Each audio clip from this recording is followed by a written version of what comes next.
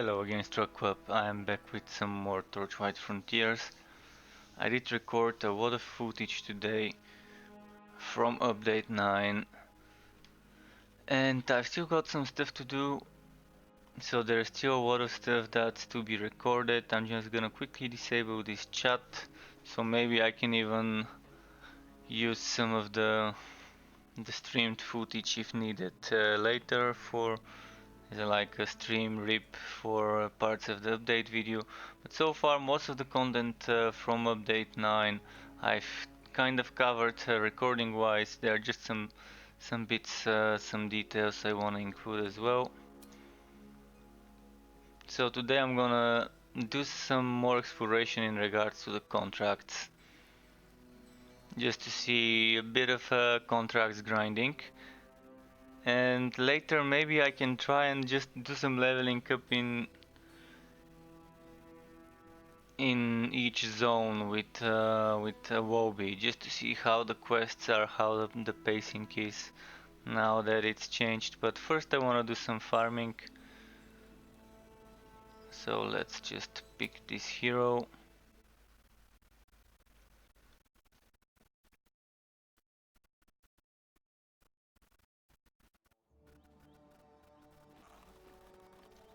And if anyone wants to do some contracts together, feel free to contact me to let me know. I can kind of add you, and from there we can just join each other's games.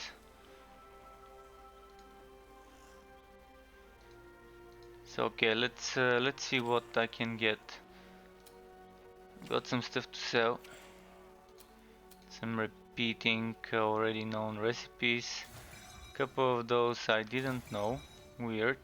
I did lose some items by the way because of a glitch which I did report as well. So there were a lot of times where I couldn't move from one zone to the other while discovering those bugs. I discovered also some exploits which I don't want to share because I'd much rather nobody uses those. I reported them already, and I believe in order to be able to use them you kind of have to first get the game to get you stuck, which is kind of bad. So hopefully it's fixed. But you get stuck and you can't move from one point to the other. Nor can you enter your own portals or anything like that.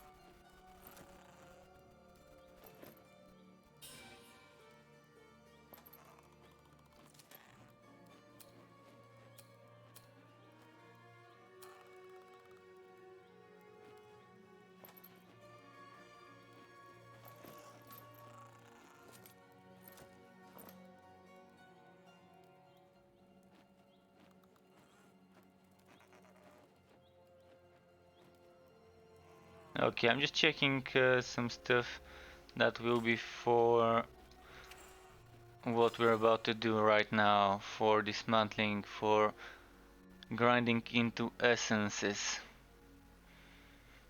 I do need some for when I get a legendary drop. I would want to enchant it with some good bonuses, and it's much better to be prepared. And the good thing is I found a great source of kind of not so difficultly earned essences would be exactly doing the contracts, because in most cases you're doing lower level enemies. Even with the downscaling they're kind of challenging enough, so you can still feel a challenge fighting those on the final difficulty. On ridiculous you can get extra XP if you need it, or extra potion weapon item luck as well. And it's quite nice because first it's helping you get a challenge, get some sort of a thrill when doing contracts, knowing you can get your ass handed to you. and at the same time you're doing contracts and you're farming unnecessary low level legendaries. Unless you want to save them for outs, that's also fine, but I think the better use of those low level blue and legendary items, rare legendary items, would be to just grind them, like what I'm going to do now. So let's go here and go to the pet inventory.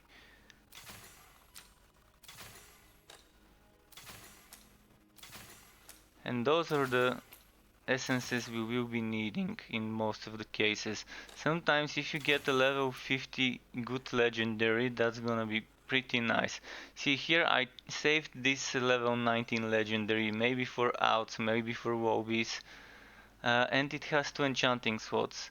Whether it's worth it enchanting this one right now over focusing on my high level gear, that's another question. So yeah, for now I'd much rather save resources to enchant high level, level 48, 49, 50 items. But later on, when I've kind of min-maxed my gear, or at least gotten it to a decent state that I'm satisfied with, I can just start enchanting a bit of the Wobby gear for Twinks, but we'll see. For now, let's go and do some quests. We are level 6, fame level 6. So yeah, I did grind today. I managed to record like 10 gigs of footage or something like that. So I'm gonna have to cut through it tomorrow with the new footage and see what we can come up with. In the meantime, lesser essence bundle, rare map bundle, rare map bundle, great essence bundle. So for today maybe I can try and get this one.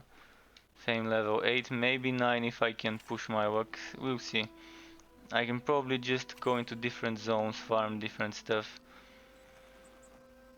First of all, let's remove the...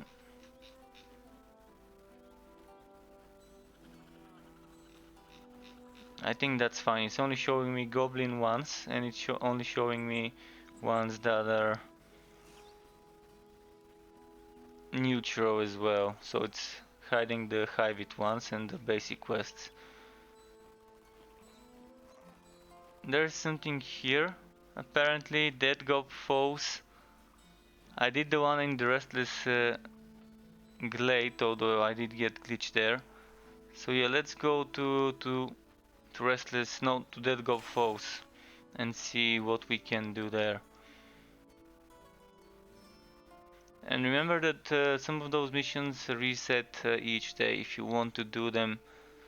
If you want to do every single one every day, that's probably a lot of time invested per day, but it will be paying off because you can kind of push quickly into the rewards. But it is a bit grindy every day doing the same circle. But if you're an MMO player, maybe this you would kind of be used to with the daily quest system in most of those MMOs out there.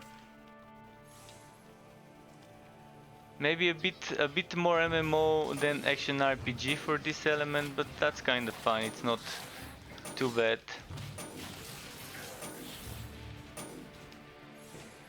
And so far, I'm actually really enjoying playing this build, as I've been saying over and over again, I guess. I found that there's 2 ways to play it, actually 3 ways to play it. One way would be to use White Spear as the main source of damage to keep spamming this, of course using Damnation to make sure I kill enemies affected by it. The other way would be to keep spamming Entropy and to only use White Spear when I need to deal with an enemy that is like very heavily armored, or like a faraway sniper or shaman, or the enemies just line up like this. You can still use Damnation even for when using Entropy, because it's still gonna make your mana returns worth it. And then another way would be to use Holy Fury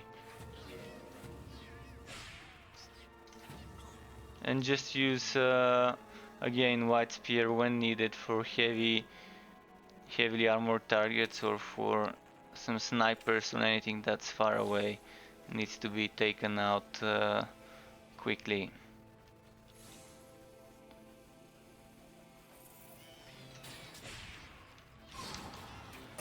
And of course, needless to say, Consecration is used when you need the extra damage. The good thing about it is you can put Damnation wherever your cursor is, whereas Consecration now is, I think, always around the player. Let's check it again. Because I know it underwent some changes, if I'm not mistaken. Let's see. So my cursor would be there, but yeah, Consecration is around me, which is nice. In cases where I want at the same time to do my quick combo number 2, number 4, like Damnation, Consecration. I know if my mouse is pointing at the enemies, even if I press my number 4 or whatever button this is bound on, it would be cast on my location, so at the same time I can be casting the other one where my mouse is pointing to debuff the enemies. So this is some nice little thing, a bit of fluidity in the combat when it comes to comboing the skills I've picked.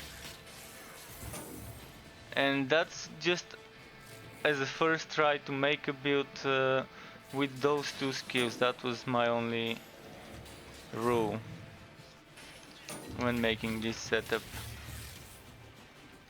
So those quests, of course, I can rush through the enemies and not kill them and just go and do them. So if you want to be kind of meta about the farmed fame, you would probably want to be skipping some of the enemies. Get some gear with luminous run cooldown or something that gives you duration or cooldown on other movement skills on the class you're using, such as hammer spin for the Railmaster, ramming robot for the Forge, together with a maxed out movement speed synergy from Cyclone.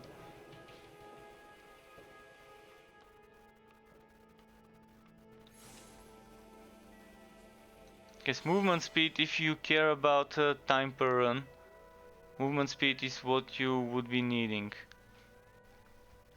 And each class has something to help him.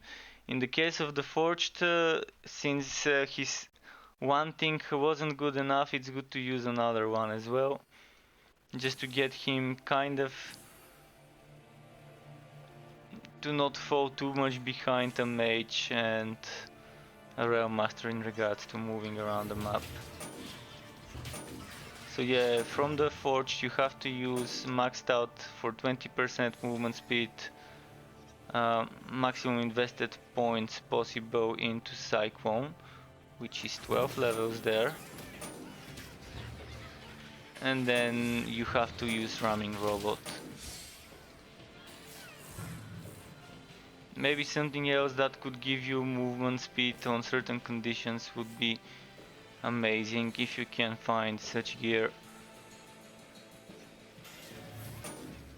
It would always be amazing for a Forged. For the mage, luminous run is pretty much what you need, and I think 2 items are more than enough to max out the cooldown. Maybe even 1 if it's legendary.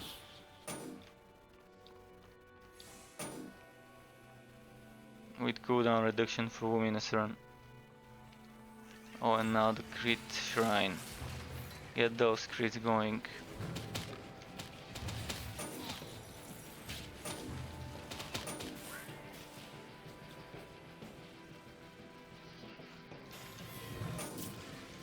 And for the Forged, as we were talking about it, for the Forged, the new skills go very well with what I was messing around before I took a break from Torchlight, which was exactly the Vortex Bomb build. It's just synergizing so much well now that they changed it, and gear with cooldown reduction to Vortex Bomb is great for such a build that uses the two new forge skills. The one that debuffs the enemies and the one that's like a frontal conal AoE shockwave. Okay, I was going to where the quest is, but thankfully we got some legendary enemies to spawn.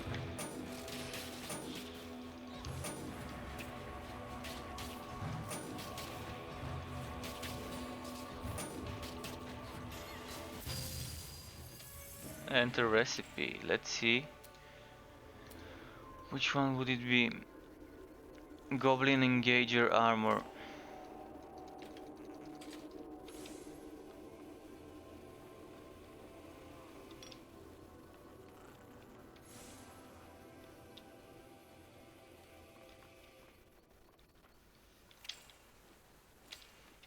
So this is where I've missed something.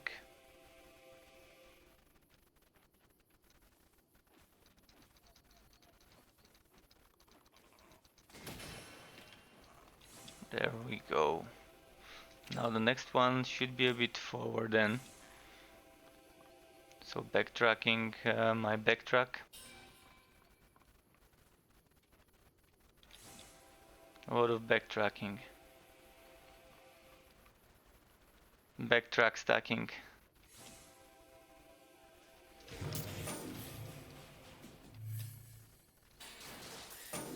Thankfully I've not been this way, so I did clear some extra enemies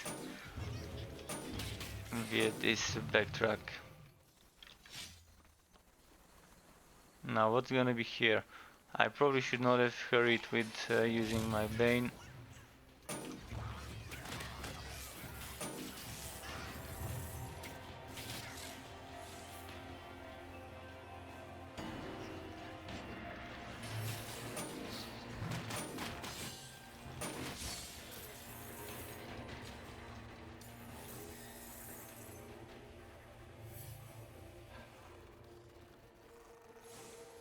This spear is such a nuke.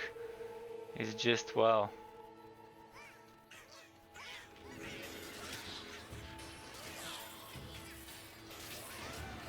Look at this, and a legendary. Mace of Shadows. Oh yeah. Oh yeah. Get that wood, get that wood. Level 23, Mace of Shadows.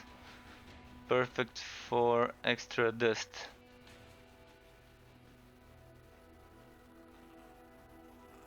But it's nice, chance to immobilize, crit chance, that's for a wobby, it's a very solid weapon. Chance to swow, crit and immobilize.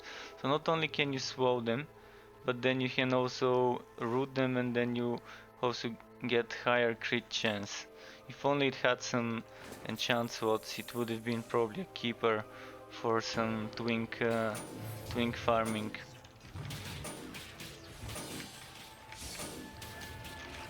Another downside of being a twink compared to level 50 doing those level 20 something maps is the skill points. You do not have enough skill points to be using a complete build. Maybe halfway, maybe 60% of a build. So maybe you would have a missing skill here, or it would be just one pointer. Unless you have a lot of points in a different frontier, then that's fine as well. That's also in a way kind of twinking.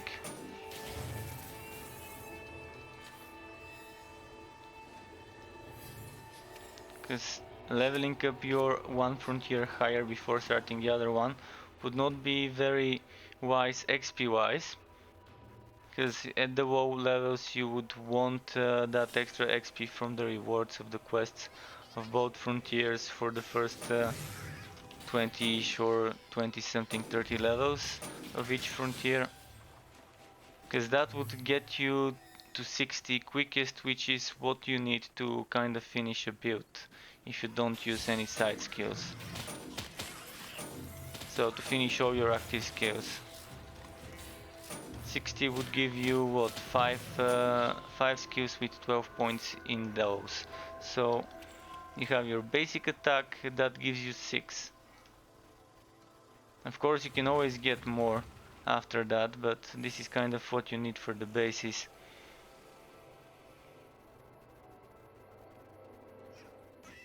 And by this time, if like we were to speak about a person finishing the campaign on one frontier and then on the other, compared to just pushing that one frontier until it's level 50 before moving on to the next one, it's gonna be just too much lost potential, too much skill points being lost for such a long time.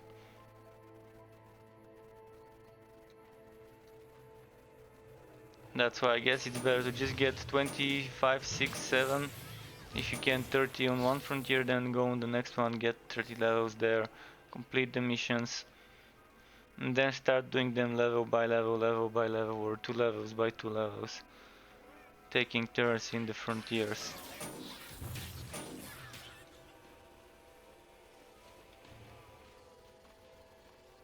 You can also do the campaigns that way. You can do like 5 levels in one frontier, then 5 levels in the other, as soon as you kind of unlock the second one and get it on par with the first one. This is also not a bad choice, and it just gives you a steady progression of each frontier, steady influx of skill points. So I'm probably gonna have to eventually collect all this information, put it out there for people to know what is more efficient or anything. Like not most efficient, but at least more efficient than another thing. Slight comparison to 2 ways of actually maybe I can even split it into 3 ways of going on about your level up, your account progression, not character progression. Even with the character progression, it's the same though.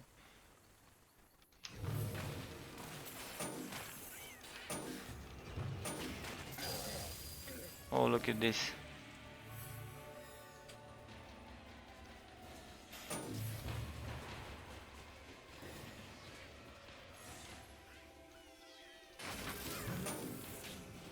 Oh, more blue stuff. More dust. Look at this though, look at this. Bleeding and stun with physical damage. Pretty nice, and it's 232 damage with 45 damage numbers for overtime. So my current sword has more damage and more overtime, but only because it's a legendary and gives shit tons of crit damage and crit chance. But the other one would give me stun, which on some builds, like the one I'm playing right now, could result in me getting some heals. But yeah, that's a Wobby item, but it's quite nice for a Wobby item. I'm still not gonna enchant this, so it's going to the duster. Let's see the pets. Yeah, this one is getting released. I already have a few of those. Okay, I almost died there because I didn't pay attention that there were enemies still left alive here. Rule number 1 of goblin slaying, leave no survivors. I'm wondering if there's gonna be a second season of Goblin Slayer. Just by saying this. Kinda got me to remember that piece of work.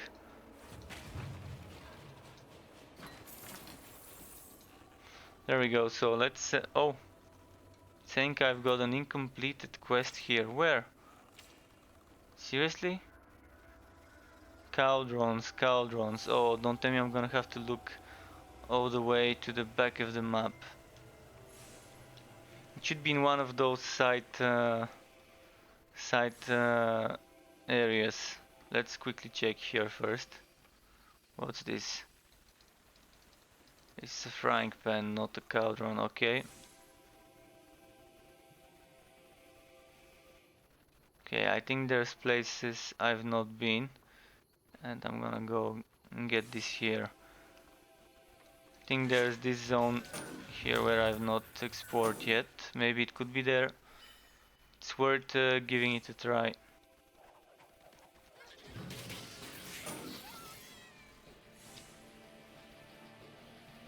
So no, it's not here. So let's keep going back.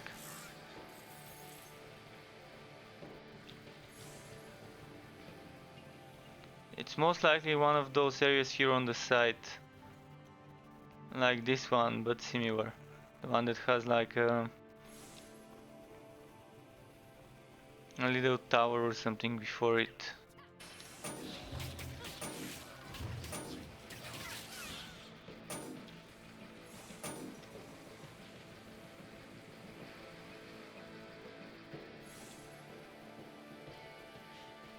Could it be here? Well, that's a nice elevator. I wonder if it would have been nice to make us be able to use the elevator.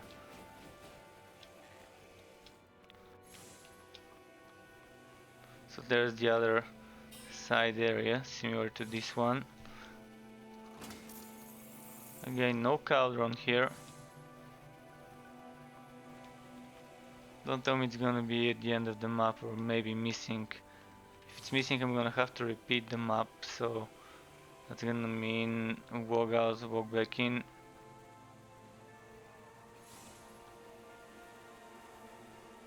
Just gotta make sure I'm not missing anything on the map in regards to checking.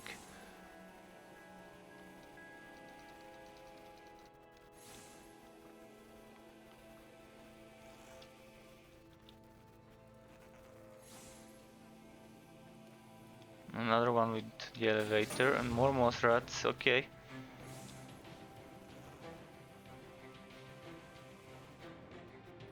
Your inventory is full. Maxed out on the potions.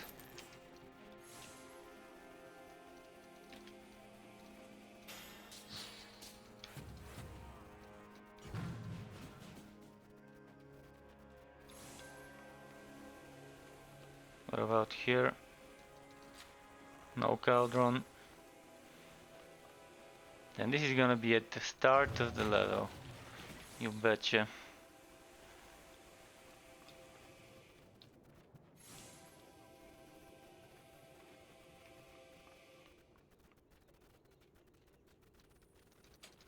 So I've been here, quick check on the other way. I think I haven't been this way. Or maybe I did go this way as well. Cauldron, maybe? Please tell me this is the cauldron. Doesn't seem to be. Ah, come on. I bet it's glitched. I bet this is the one. But it's not happening. Look at that, there's something glowy around it. Now it's gone. But there was something bluish glowy around it.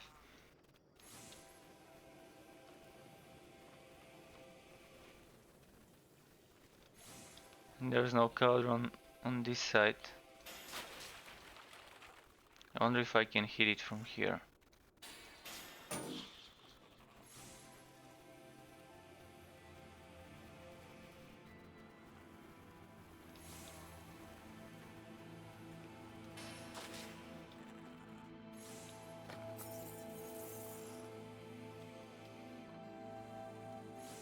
So one cauldron is lost. Somewhere out there. This one. See, this is the first one and the other one should have been the second one, but it didn't work that way. So Dead Gob Falls, I'm gonna have to go to Dead Gob Falls again.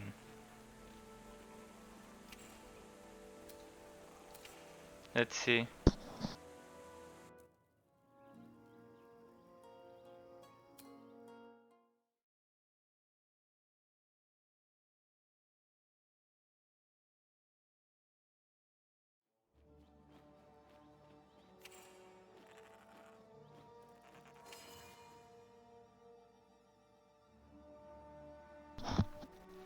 This time I'm just gonna run through it. Try and reach it quick.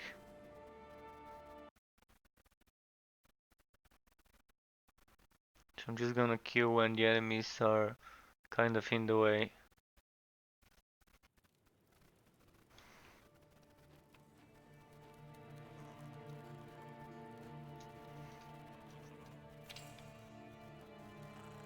Oh, there's something here. For the grub, let's go get that grub. Is that the reward or is it just a grub to turn? Quest complete. Nice. Oh, looky here what we've got. Couple of mechs against my pet and some spears. Can't carry anymore.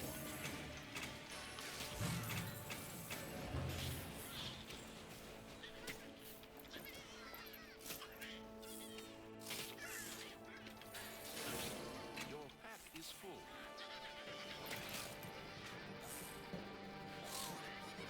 This looks so nice. Double the mana again, extra poison damage and damage versus Netherrealm.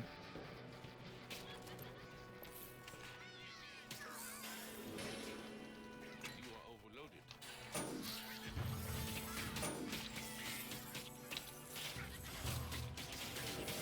Your pet is running away. You are overburdened. Okay, let's run to the Dead Gob Falls.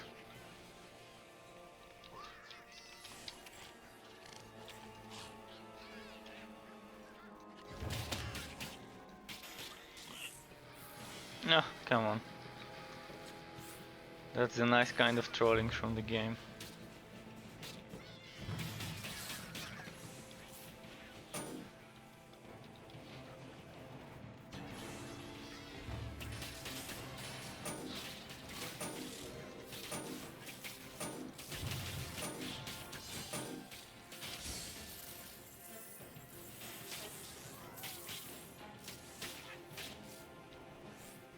Should be kind of this way.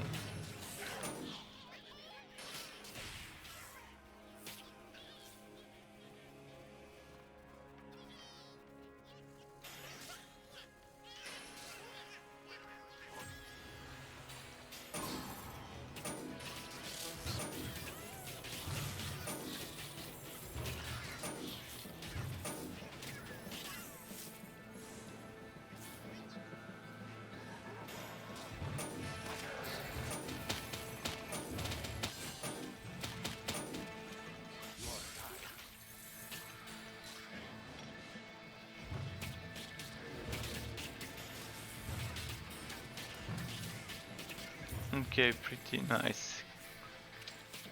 A lot of enemies, a lot of enemies. If only I needed the XP.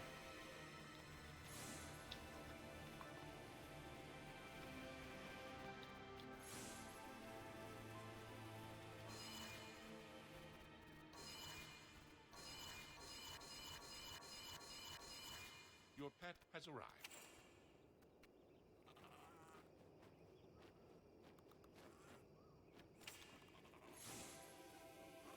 So it got stuck.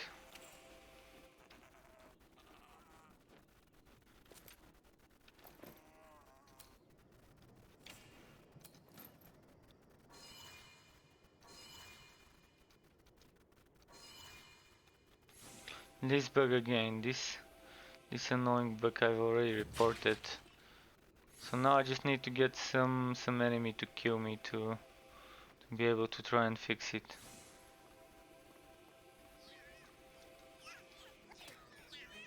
Let's get them to kill me to see. Your health is low.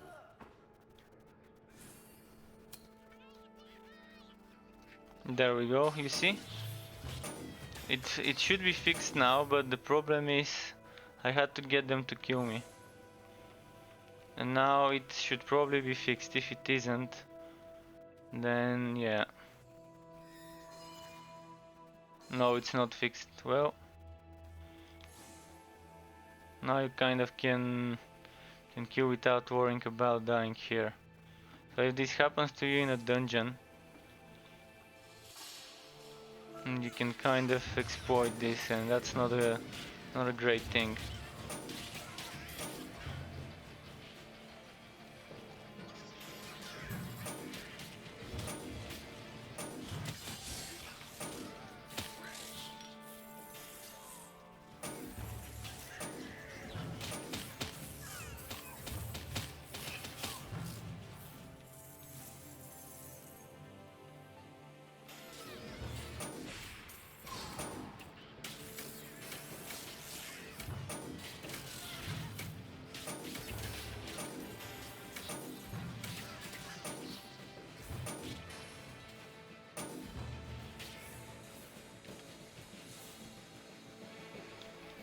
Let's see. Well, since now I can't enter this zone, I'm gonna try and to get this to unglitch somehow. Maybe I can try and go into another zone. Let's try and get myself to die again. Let's see.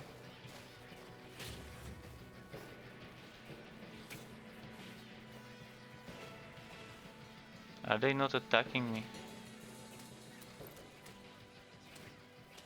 Oh, much easier that way.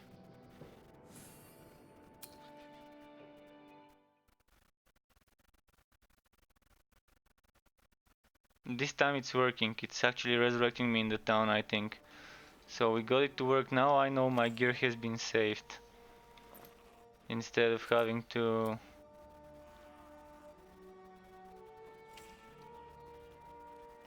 do a quit and have my gear reset.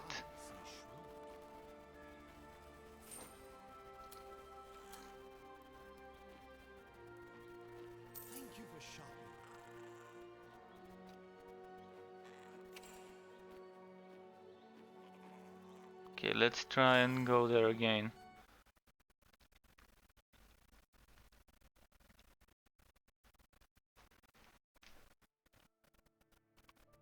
Let's see how it works this time. Oh, yeah, it's just the waggy one.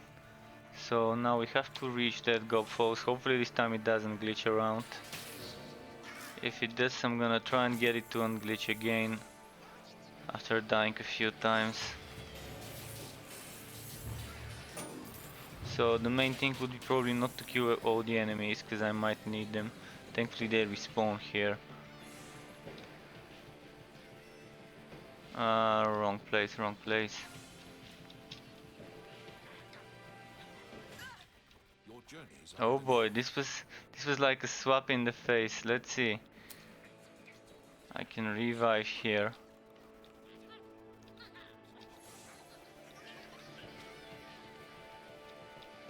But that was like, where do you think you're going? Damn, use this stick into the face.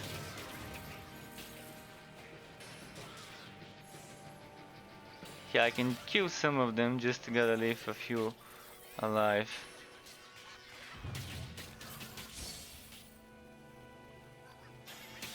Those I can't not kill.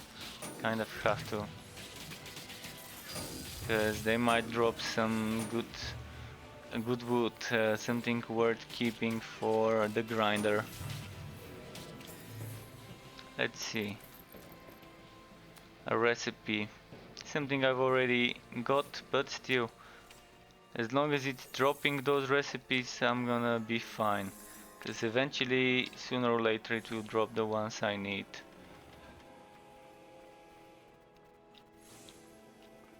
So now, hopefully we can get the second cauldron, which seemed to have glitched and just didn't allow me to wood it in the previous run. We'll see.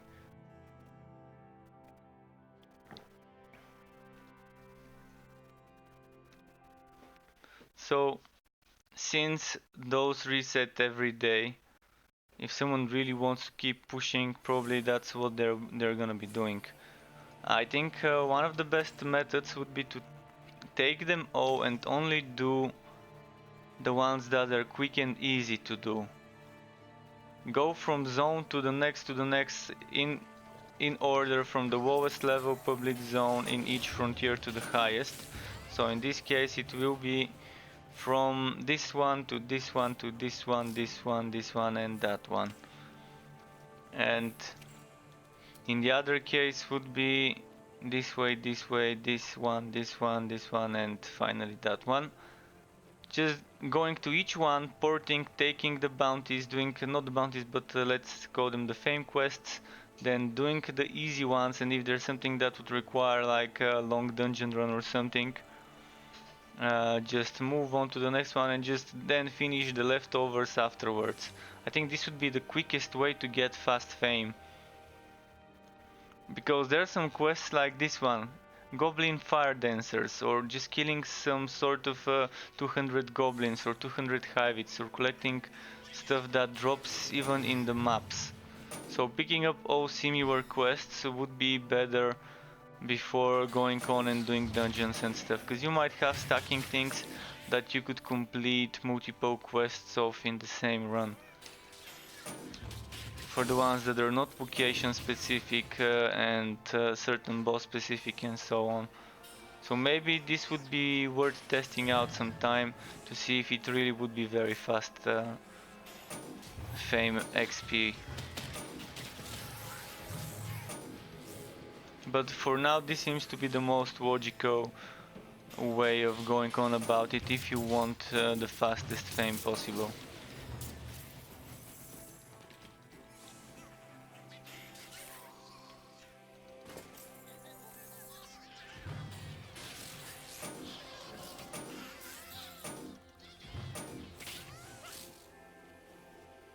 Which one is that one? Fire, okay.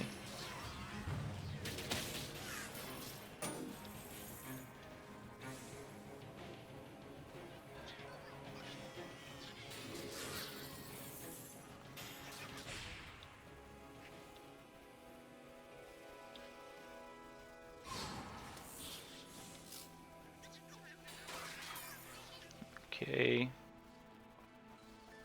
And there's one cauldron somewhere here. Finally. You have finished a quest. Oh, now we're done with this quest. Do I even need to finish this dungeon? I probably don't. The next thing I'm supposed to do... Fire dancers. Are those apprentices the fire dancers? I guess those eventually will die as I keep doing maps. For now, let's move on to the next zone.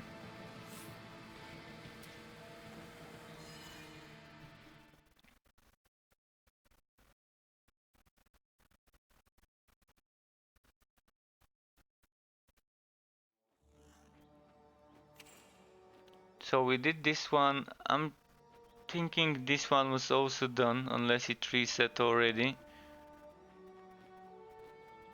Let's try this one. There are some quests going on over there as well. But I think there's just regular quests there, not the ones for the fame.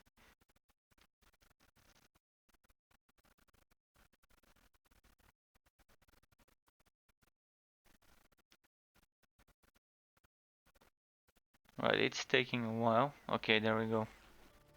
So those seem to have been taken and probably taken care of. Some lagging here with the connection. Let's see, the hideaway. Could it be somewhere here?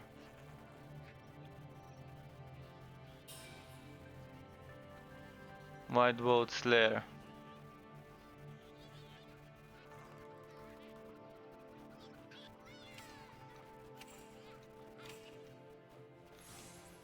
I wanna check zones like the ones in this zone to see if I've missed something.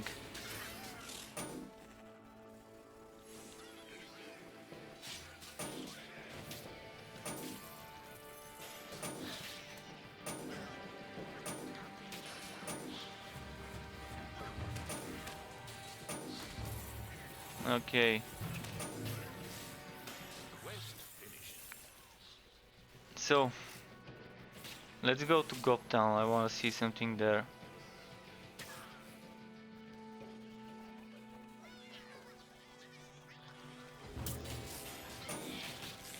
It seems like too many at the same place. Totally worth spending a few casts just to get them to maybe drop some gold or some green gear. There we go, green gear. And more green gear.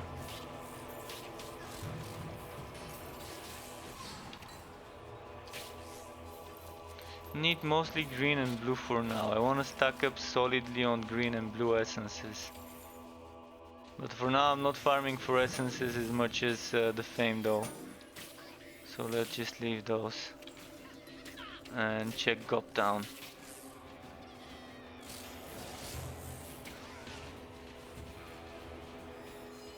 Would Goptown have its own quests, or maybe is it part of this region?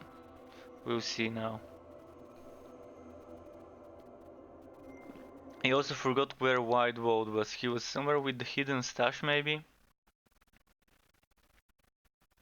That's probably the mission, the zone before Goptown, and before that one.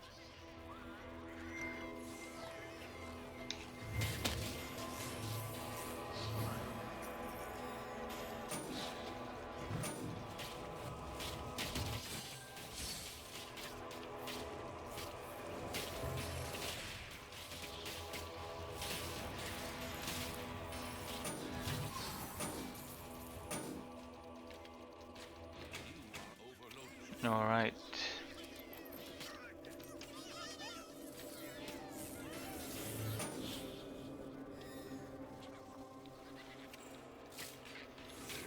So besides a lot of goblins, I'm not sure there's anything special here. Oh, I did not dodge this. I did not even see it. But I knew he did some spell which somehow reached me, because he did use some animation with his hands. Oh wow! Look at all the damage here. Really need some more fire defense or something. Oh, it's the traps as well. Okay, that also explains why. Because the traps do shit tons of fire damage as well.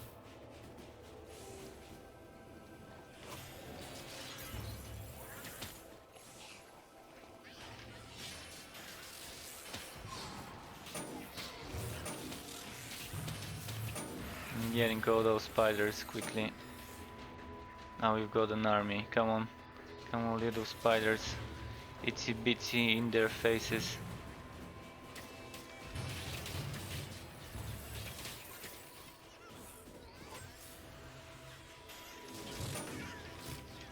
Look at them. Bitey bite build.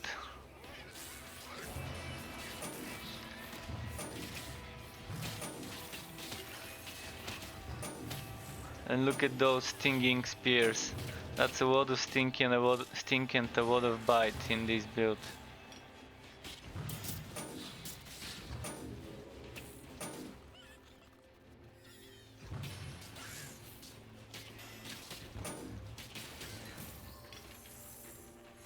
You're nearly dead.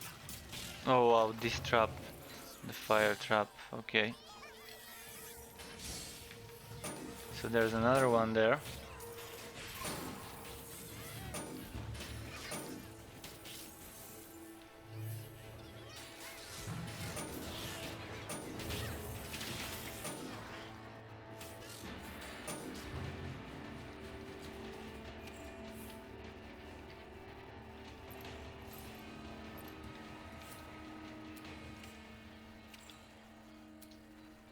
Alright, I know those.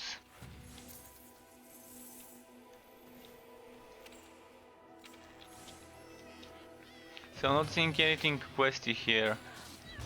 So I'm gonna have to go back maybe and check a different zone, because this definitely doesn't seem like I've got a contract mission here or something.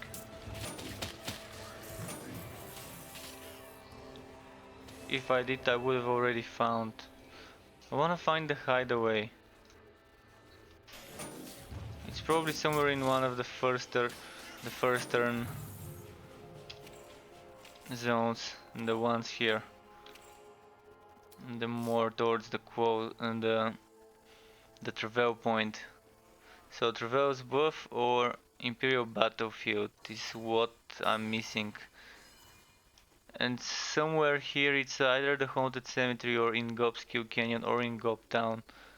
I'm missing something else.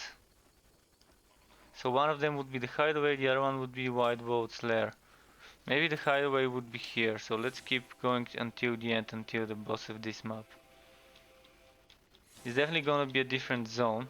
So if the zone where the boss of this map is called the hideaway, then that's gonna be what I need.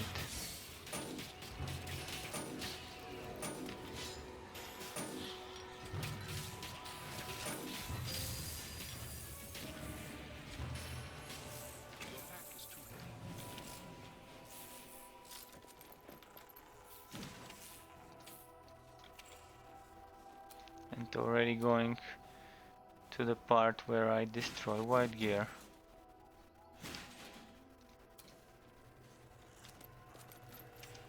I'm loving the farming ratio so far. It's dropping enough junk gear for both gold and for turning into dust if one needs them. If you don't need them, of course, you'd only be picking up some of the blue and legendary gear. But for now I do need some white gear for gold and some green for dust or gold.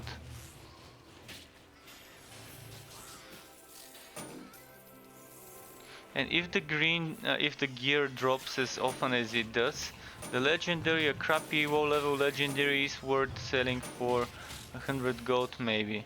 Although I would of course not do it unless I really have shit tons of legendary cores. Legendary, not cores, but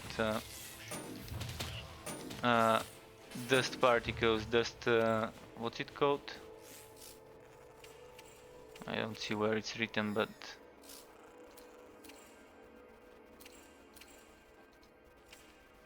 well, the piles of dust that we use for enchanting. It's probably under resources, yeah, I'm gonna check it there.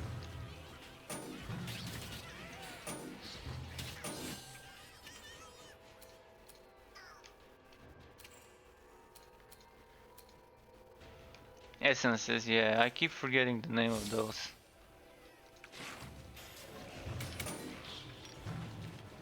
So yeah, you might want to save some for essences, but you might want to sell some of those greens as well. So far I think they've nailed a very nice ratio of gaining both gold and completing some quests at the same time while doing those contracts. They're not as difficult as doing a map works. As I said, you have advantages, but you can still get 1-2 shot like me just now. But you're farming gold quick enough to kind of get pushed into not making the same mistake twice unless you wanna lose more money. But as long as you learn from some mistakes, unlike me, you would be able to do fine and never run out of cash while doing those contracts, the lower level ones. Especially if you keep sending your pet to sell all the green and white gear, even some of the blue.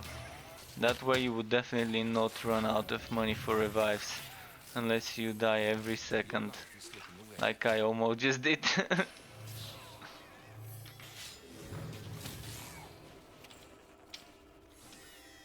So the pacing is a bit better. Although the enemies appearing one by one in certain places is still to be checked completely and thoroughly, because I haven't done every single map layout yet since the update. I do remember how bad it was in some maps before, but I think those maps did get reworked.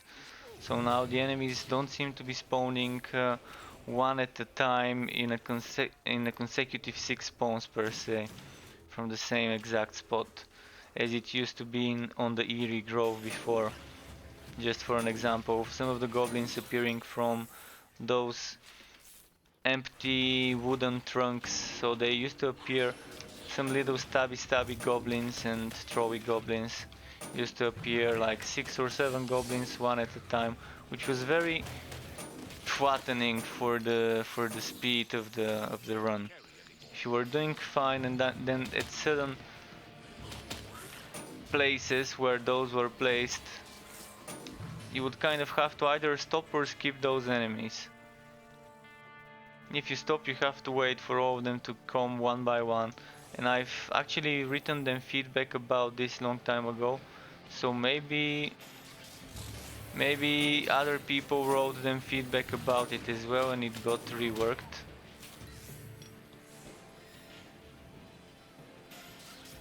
Definitely feels much more fluid at the moment. So it's shaping up to be a game that people would see more reason spending time into. Before, I've had people that would ask me how I could have spent so many hours in the game. And as of update 8, I had around 450-500 hours just from streaming the game without counting the offline hours which were meant for recording footage for builds or just playing offline while not streaming. And some people could kind of couldn't believe me why I would enjoy playing the game for so much, but now it has much more fun factor things inside the game. Many systems got reworked, added, changed and so on. So things changed for the better and now the game is much more playable. So people probably wouldn't be wondering how I could have spent so much in this game before, like they did before.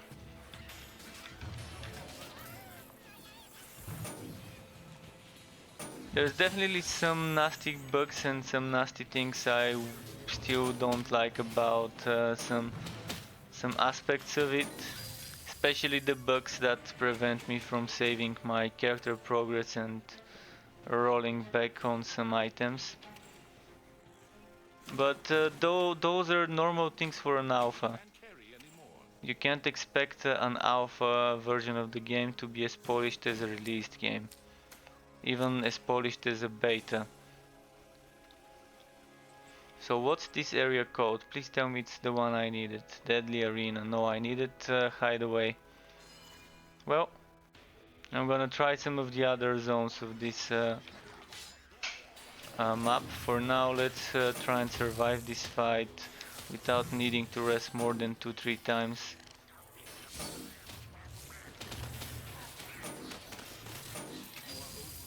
Thankfully, this stabby spear is doing a great job at being what it is, a high damage skill.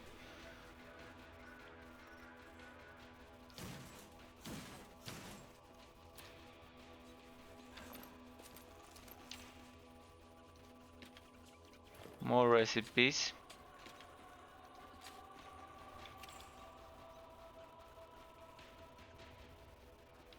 Okay.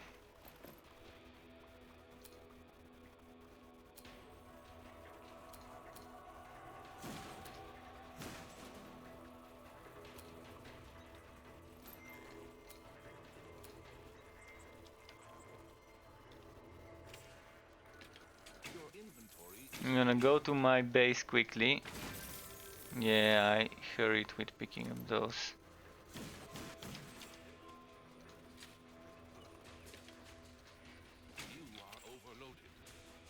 Oh, look at this, 2 enchant spots on a blue pet cover with 2 already being chance to bite and chance to fear.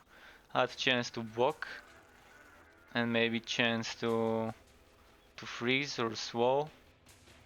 And then you have yourself the CC pet. If you don't care about the poison damage, you can use this even as a low level and be effective. That's actually a pretty nice drop.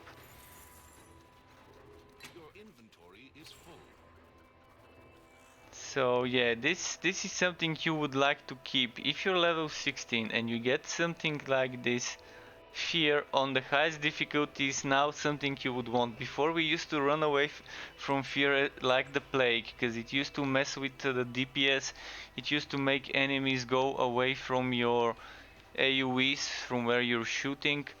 But now it's kind of effective because if an enemy is feared, it's not attacking you. If it's not attacking you, you can just keep chasing after them and attack them instead of trying to hide from their attacks.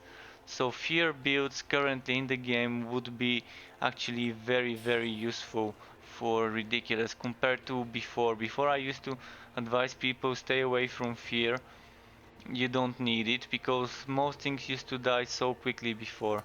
Now they can still die quickly, but it's a bit different. So let me quickly go to my fort and of course I can't. This is that annoying glitch. And when it happens in such an area you don't have a means of dying. You don't have a means of getting unstuck or something. Let's see, unstuck. Thankfully, Unstuck helped me get here, and now I have enemies to try and kill me, and I can resurrect in the town, hopefully. Hopefully this will fix it. If it doesn't work, then I'm gonna revive here for free. And I'm gonna have to keep doing that until it gets unglitched. I reported this bug earlier today, as I was recording footage for YouTube. Come on. Oh, I need to send the pet to sell. Just a second, I'm gonna pick the legendary. Because the pet keeps... fuck. Okay. Just a moment. I'm gonna delete one item. Put one item there. Pick this one up. Okay, that seems fine. I'm fine with selling some of those maybe, but let's try first to die without having to do this. This guy, he can one-shot me. There we go. Perfect. I only lost this one, but it's fine. If I rest in town... See, I rest here for free. So I kinda need to get them to keep hitting me. Come on, come on. There we go. Come on. Someone might exploit this and keep dying and resurrect for free. If this happens to you in a high level map and you're a high level, of course you're gonna be happy about it.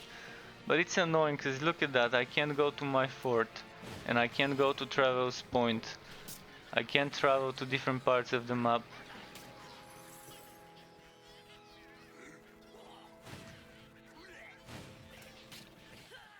Your struggles are over. Let's see. Yeah, I'm still resurrecting here. Sometimes I just keep playing for a bit and it fixes itself, but most of the times it doesn't. And if I go to character selection screen, I'm losing some of my latest wooded items. So for the whole play session, maybe I would have lost a significant amount of items. Maybe some legendaries would be lost. Some dust might end up getting lost probably. Although I think this is account based info, not character based, so that shouldn't be the case. I'm still farming the blue ones, and the green ones is what I really want. These ones seem to be getting farmed very quick, but those ones I use like 4 of those for each legendary enchant, I think. Which is a solid number. Maybe even more depending on the item, I'm not sure exactly how it is. I'm gonna do a video about the enchanting system, but I'm wondering if I should hurry and do it now or wait until they add the missing features, because currently this enchanting system is not in its final form, so it will change. There will be things like leveling up certain recipes and having a limit of how many recipes you can max out to the final level. That's why you would want to be visiting the enchanting stations, the places where you enchant gear in your friends' forts, because they might have leveled their stations to a different level, something like that. And I think we would be able to use them. From what we heard, from what they kind of told us, it used to be something like this. Being able to go and visit our friends' forts and use their stations, their recipes, but for our items. If they really deliver on this promise, that would be very nice. Because this system would be a great way of having sort of trading, but not real trading, just exchanging the duties in between party members. If you play in a party of 4 people that hang out together, you can have 4 different maxed out crafting benches for different recipes. So if someone needs something that the other one has, you can always go visit their fort and get that recipe.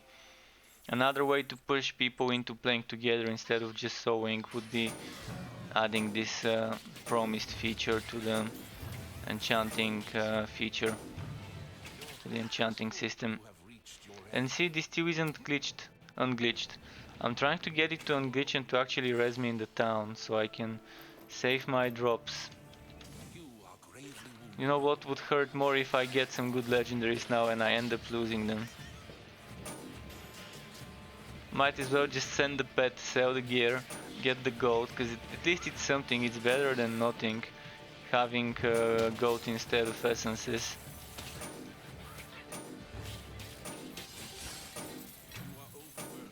If it tries me, I'm only gonna lose some wife-bound gear, which is kind of fine as well.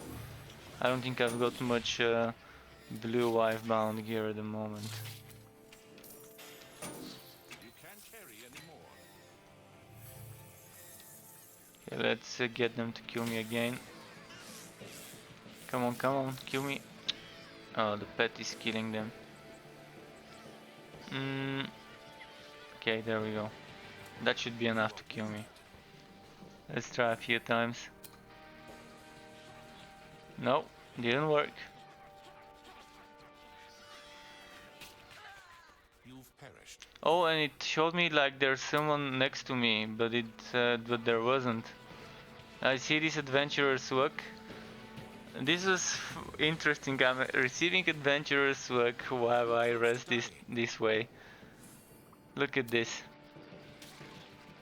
Adventurer's work and revived. So if I manage to get an enemy to die while I am revived like that, I can get adventurer's work solo. You are near death. Although before I can attack is when it gets removed, so...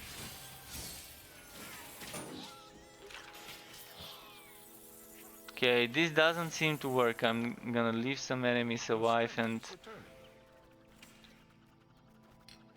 Let's see, maybe try and travel back to the other zone. Let's do this.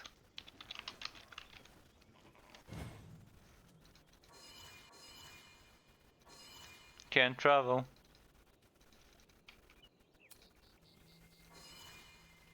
Yeah, can't travel here either. Very, very nasty.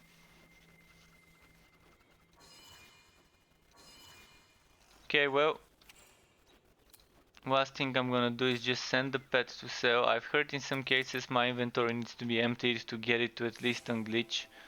I've tried, it doesn't work every time, but sometimes maybe it's just a coincidence and it's just confirmation bias, but let's see. I'm gonna empty that gear into the pet's inventory when it's back. And that will give me 6 slots empty, which should be more than enough to say that neither me nor the pet is full. But this is so annoying. I'm kind of stuck here. This is blocking the progression of a certain player if he keeps losing drops like this by going back to the character selection. Death is upon you. Thankfully there's traps on this map, so even if I end up not having enemies to kill me, I can just go into the trap like this, and still I'm back here. Nearly dead.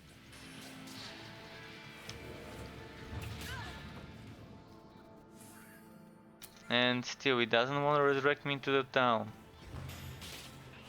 What if I resurrect here and then resurrect into the town? Would that work? Let's try it. Badly hurt. Let's pay, resurrect here.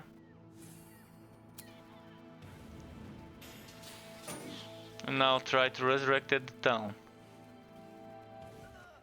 You've met your end. No, doesn't want to work.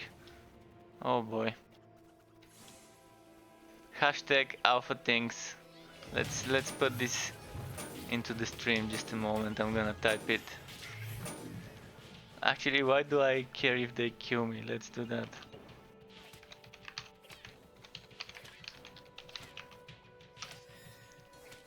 Just alpha things, that's kind of how it is.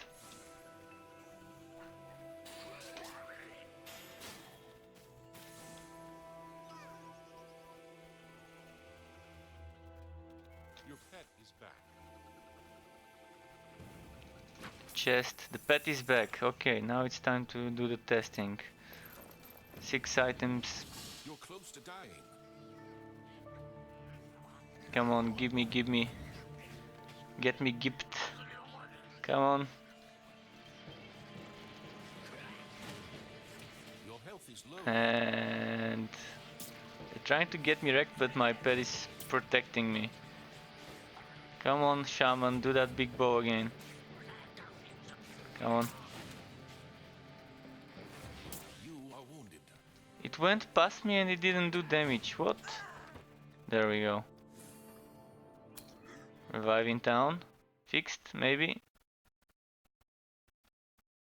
And we fixed it, yeah, by emptying some of my inventory. So that's a nasty bug, but at least we know that it has something to do with, or maybe it's just a coincidence, but it seems kind of too much to be just a coincidence. So this is one of each for gear work. Okay, let's just keep those there. Now what I want to do is going to the fort and getting some essences.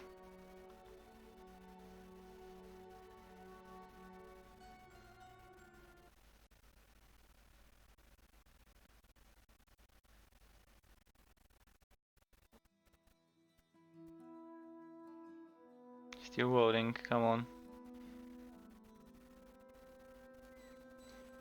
There we go.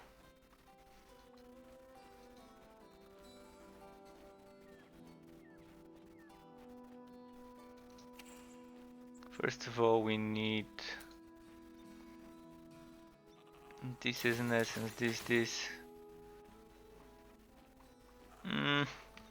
Let's get this into essence. For now, I need those more than Wobby items.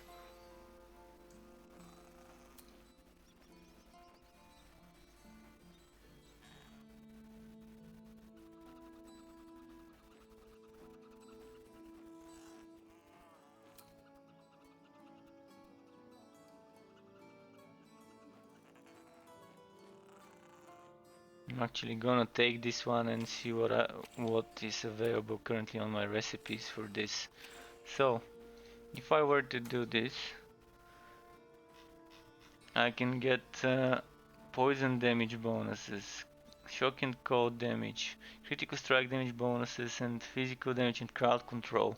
So if I wanna get a crowd controller, it's physical damage, come on. Bleed duration. It doesn't do bleed, but for a bleed build, maybe it's gonna be fine. Chance to stun. Nice, so we have Blind, Fear, Stun. And if we add another one, bleed duration. Ah, damn. Okay, one last try. Would have to be in a moment. Let me quickly get some gear from the...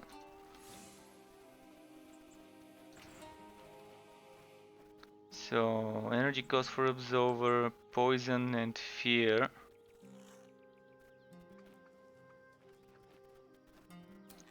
Since it's not something with enchantment slots, I'm gonna kind of get rid of some of those items.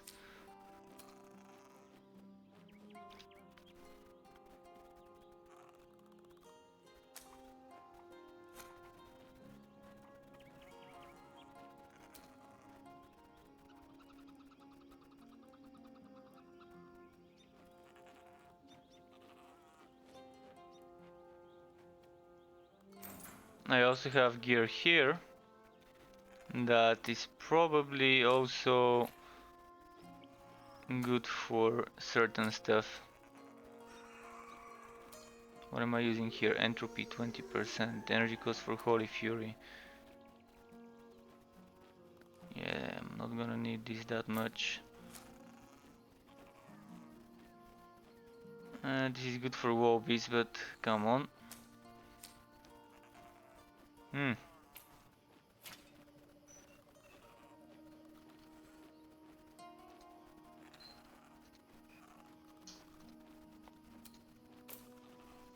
Just checking if I can get one more entropy and holy boat. Interesting combo.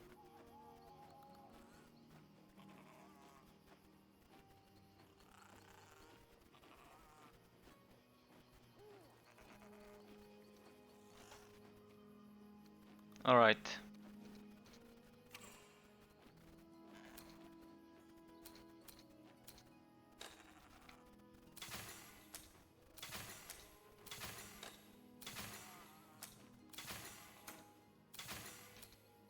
Let's try again.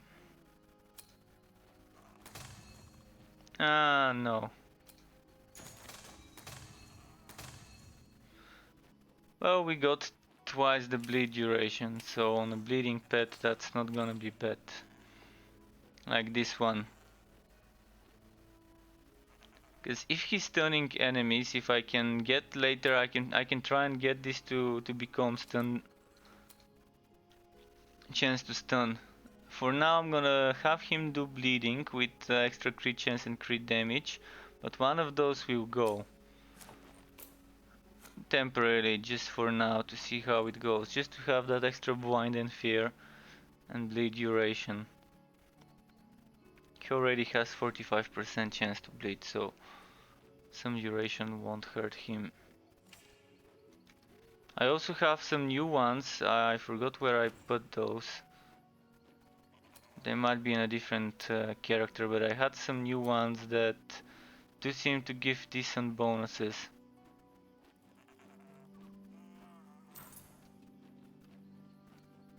So now let's go and get another character and do some more let's do some high vid stuff. This one might be fine on the high vid stuff now. He does have some ranged attacks now with the way I've set him up. How much are you looking to spend? So already known, already known, already known.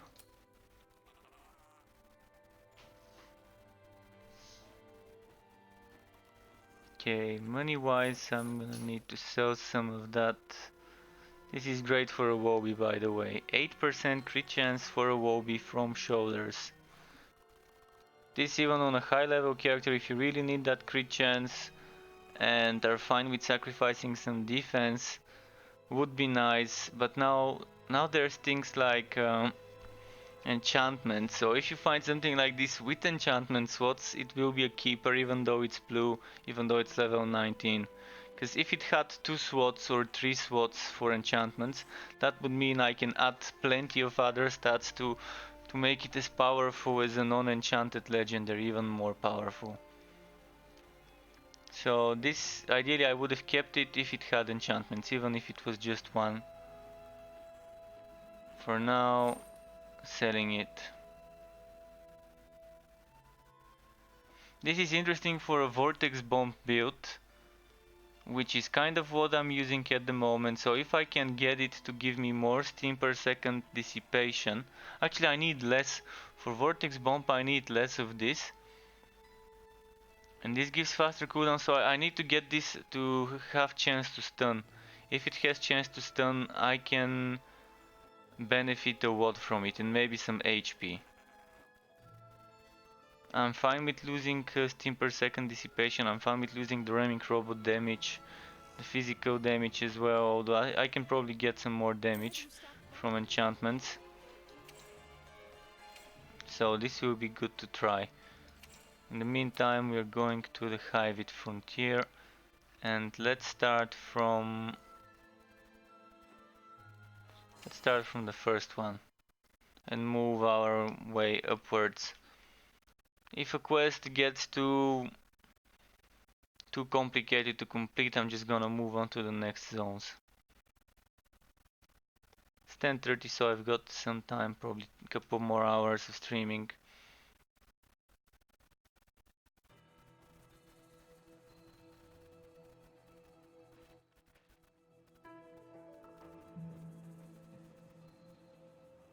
Let me check my CPU and everything usage.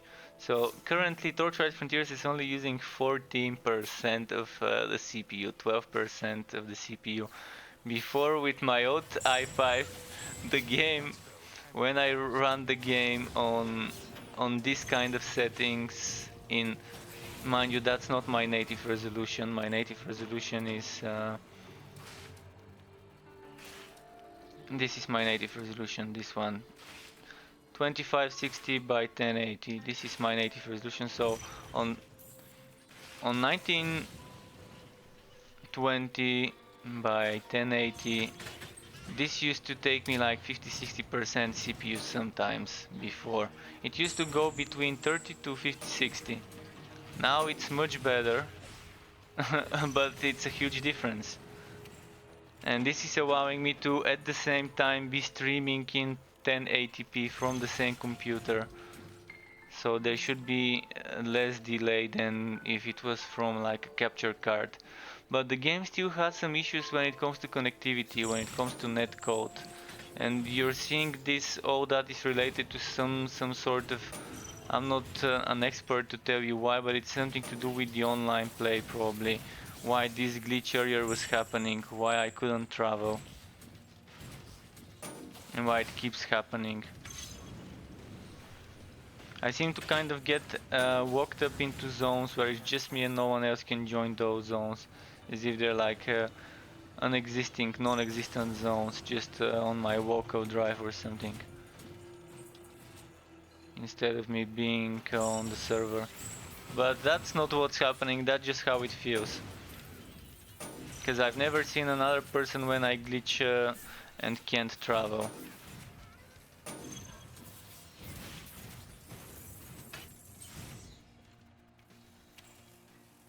So there's some rare enemies here. So let's go get those. First one. Come on, come on, come on, come on, come on, buddy. Come on, buddy. Take it like a man. There we go. He took the beating. He was a true undead, staying until the last movement.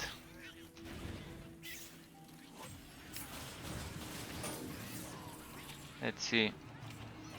I'm gonna go this way. No quest tracked. Wait, didn't I find quests? Is there no notice board? Where was the waypoint? I think it should have been near the waypoint. If it isn't, then I've probably already taken them or done them. But let's kill this other named enemy. Uncle Bernie's holdout. Well, yeah.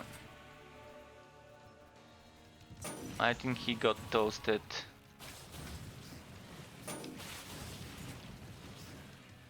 He ain't gonna be burning anyone anytime soon.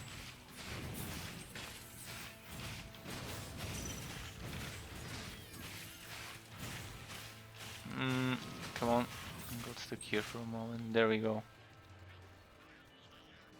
I kind of changed some of the gear compared to yesterday when I was streaming and playing this character. I changed one piece of gear to give me more cooldown reduction for Vortex Bomb. So that I can do something like this. So if I do 1, 2, 3 Vortex Bomb, then I can do 1, 2, 3, 4, 5 casts and Vortex Bomb, and 1, 2, 3, 4, 5 maybe Vortex Bomb, maybe even 4 before the Vortex Bomb is fine. Let's see again. New Vortex, then 1, 2, 3, 4, and then Vortex Bomb. Okay, so 4 and the Vortex Bomb is gonna be the combo. If you try and do a fifth, maybe you would kind of need a little bit of downtime for the dissipation, depending on the gear.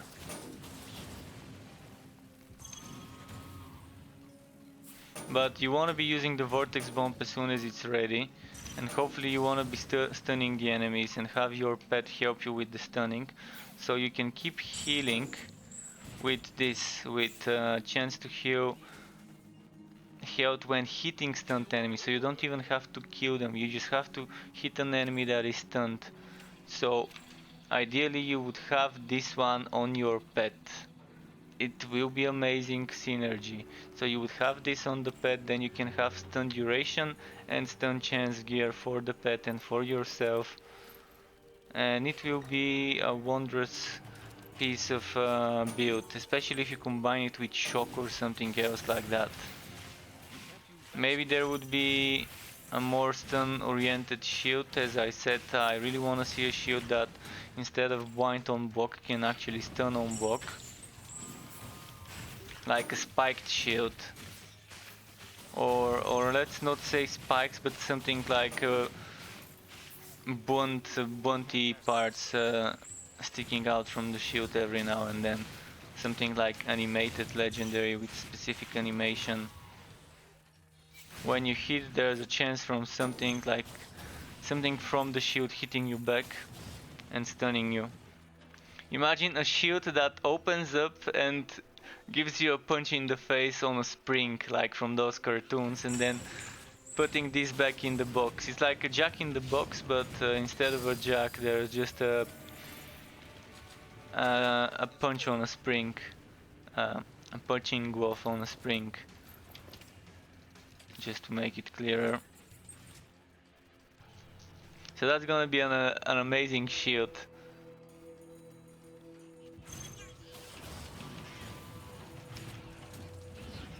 It could also be a hatch, like a special cannon, that if you don't fire it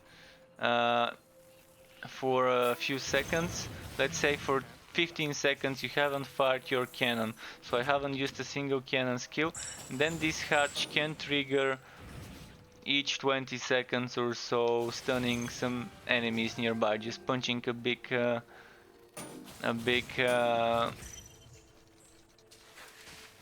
let's say quetched punching fist, like a punching glove, shooting out of this hatch, out of here where the cannons are. So when you change the cannon, you see this coming out, and in the same way you can have something coming out and doing an AoE of the enemies. And if you make it to be in such a way that it only triggers if you haven't fired your cannon, or if you have fired your cannon to have a chance of doing that as well. In any case, something to do with the cannon would really fit there.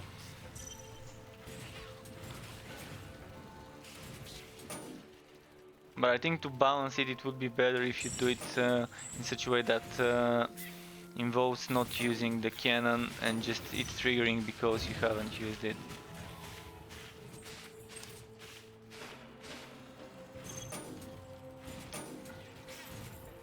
For a vortex bomb build.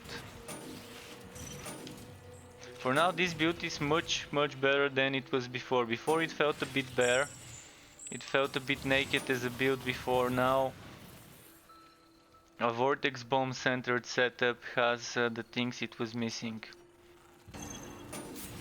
The healing for extra survivability, extra damage and extra debuff to make the enemies take extra damage and be able to stun them for crowd control, which is needed for the healing. So kind of a nice synergy there between 3 different skills, 2 of them being new ones, 1 of them being reworked. So no wonder those skills work that well together, all of them were recently worked on. So it definitely shows how much they're thinking about comboing skills when making the fine-tunements of those abilities. You can definitely tell that this skill and this skill were kind of approved the way they are together when this one got their changes for the healing. Because this really synchronizes the skills. Maybe this one doesn't synchronize that well with the others, but if you have chance to stun gear, it does synchronize well with them. And this synchronizes well with any skill. Sonic Pool synchronizes well with any high damage skill, and Fracking Strike seems to fit into this category. It's not like your huge damage like your spear on the mage, but it still does shit tons of damage when you spec into it. And that's without even having gear to modify its damage. So for now I don't even know how good the skill would be later when I manage to squeeze the most out of the skill.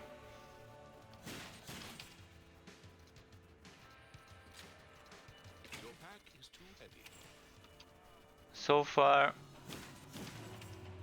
besides those annoying bugs that block the progression, everything else has been on the spot when it comes to general changes in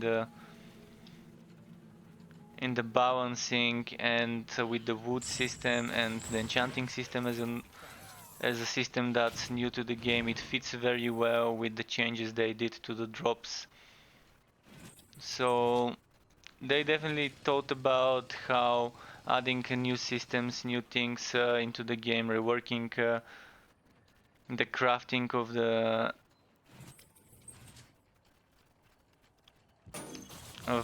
relics, the crafting of the relics being more demanding in regards to how many cores you need. You don't need just one, you need like 24, but it drops between 1 and 3 from those bosses that normally drop the cores.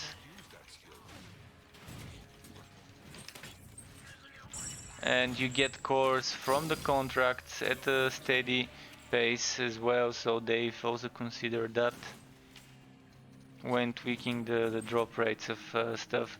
They've considered tweaking the drop rates of the legendaries because now we would have more things to do with having many legendaries, and we would need to have many legendaries if you want to min-max our gear. So they've considered this and increased the drop rates.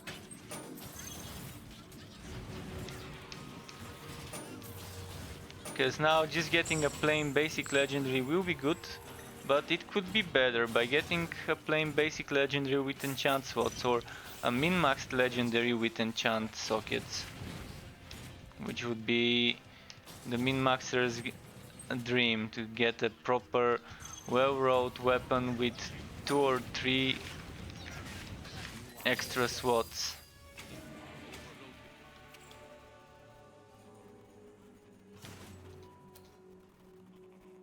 Oh, I didn't even need to do this, okay. Call launch.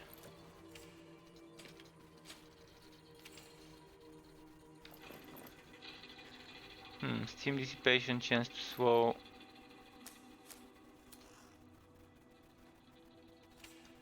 Alright, I might need to go and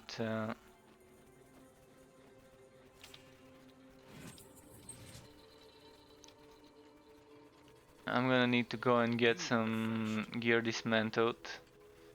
Let's see. Can I go to my fort now? And again, this bug just strikes again.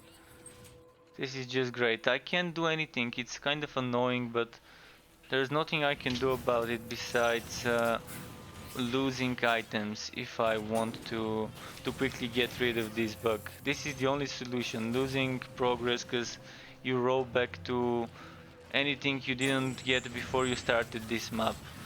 So whatever I was before I teleported to this map, that's the progress it will give me if I go to the character selection now and go back on this character. I've already tested it so many times today while recording footage for a video about the update, and it just doesn't feel right to have something like this into the game. Even for an alpha, it's kind of... look at that. So yeah, how we fixed it earlier is we got rid of some items. So I'm gonna get rid of this white gear and hopefully this would help.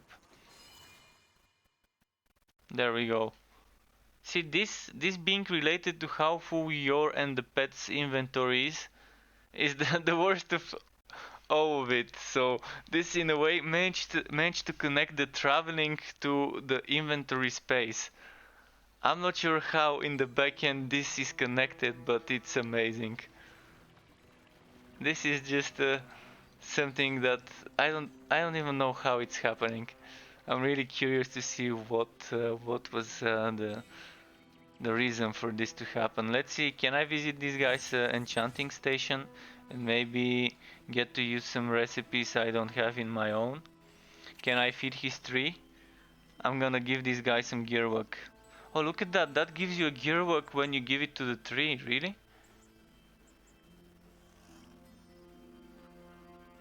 What's this? Why does it give me my tenderizer as well?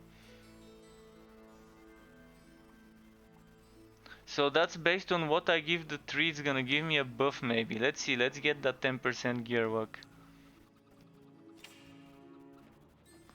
it's for 300 seconds. Okay. So that's like 6 minutes, is it? Let's say it's around there somewhere.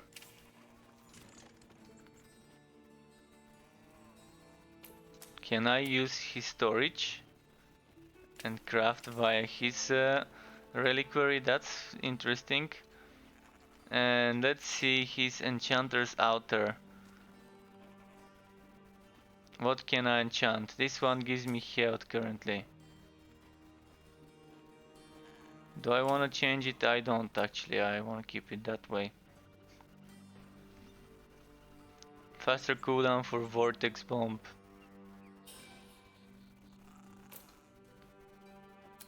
Attack and enchantment. So currently I can only get attack enchantment for this. Right, let's smelt some gear. Break it down.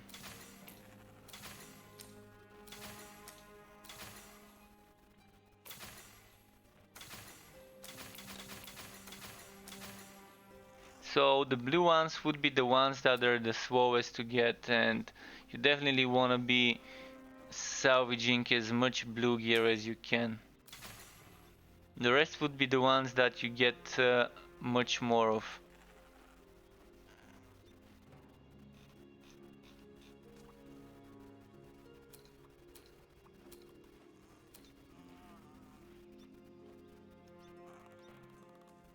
Let's see what we can put into this one. Chance to stun. Sorry, I had to sneeze. So chance to stun and chance to fear. This is pretty nice, by the way.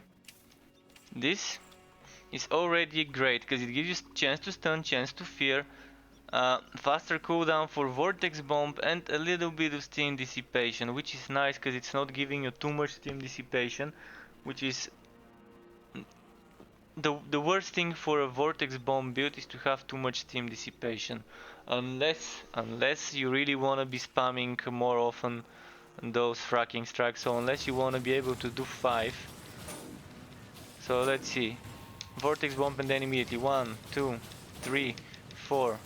And if you want to be able to do 5 without having to have like a little bit of downtime before the 5th, before you have enough steam, probably dissipation helps here. But I think it's better to have the cooldown and do 4. 4 quick cooldown, then another 4. So with this one I can sacrifice some damage in the higher level areas, but in the lower level areas it's much better than what I've got. Slightly less chance to stun, but it also gives me chance to fear and faster cooldown for vortex bomb and less dissipation.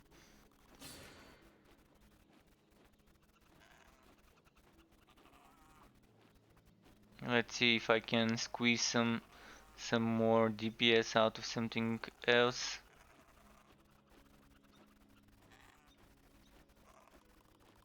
Yeah, for now this seems to be the best one to use. What about this one?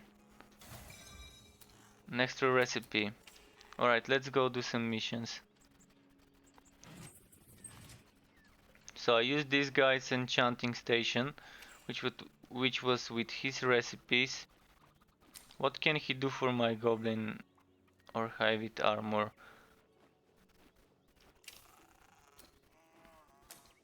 What about this one? I got poison defense on this one.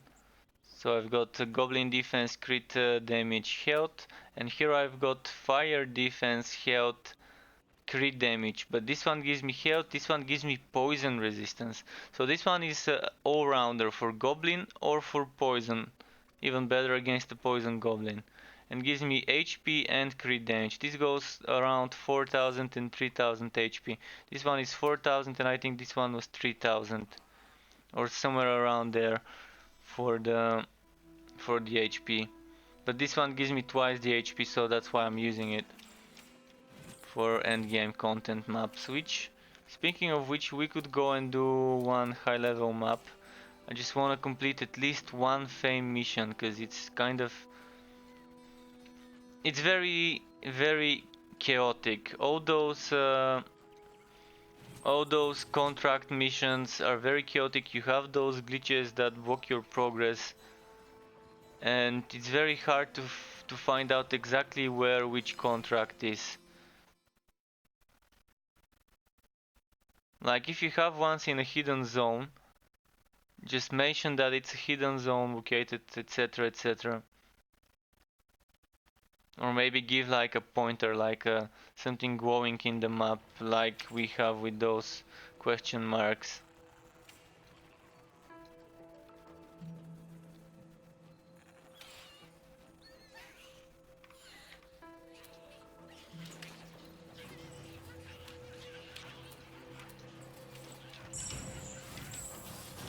Crawling pods. Champion hide it in the shady retreat. You can't cast that spell here. I'm not sure where the shady retreat even was. It should be near the crawling post somewhere, in that zone there. You are overburdened.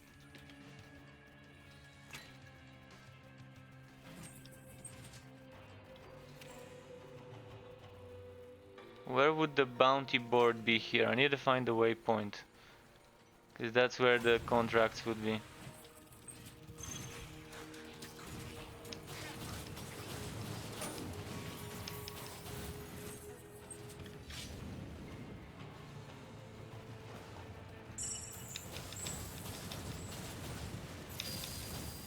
Okay, got the legendary.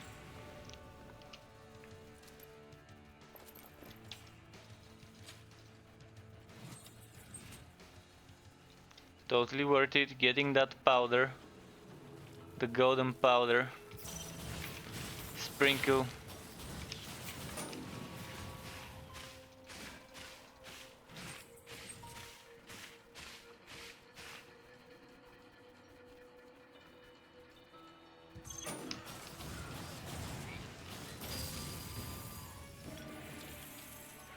Okay. Getting some more stuff to make sprinkles out of them.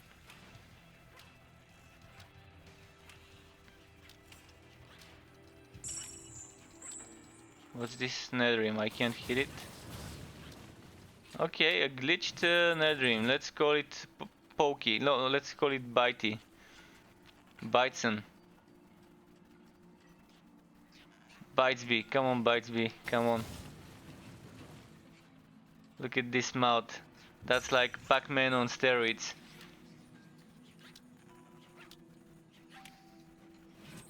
Look at that.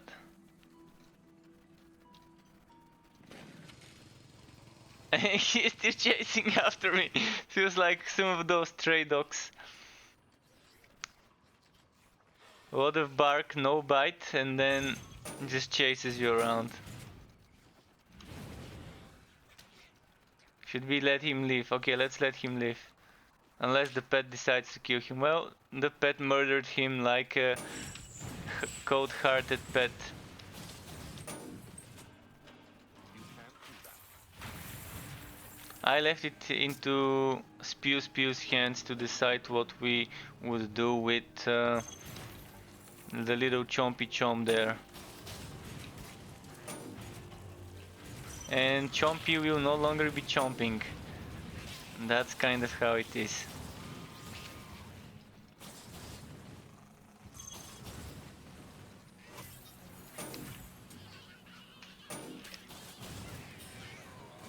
Okay, okay. So this ability, Fracking Strike, is just such a good combo for Sonic Pulse, it seems, because the damage output is amazing. Look at those one shots. Of course, this is in 7 to 10 zone with legendary items equipped. So this is what we have. Hive it, fire, target practice. Help hurt the hive it. And big bugs means a big sting. So we're in for a treat. A sting operation is about to commence, I guess.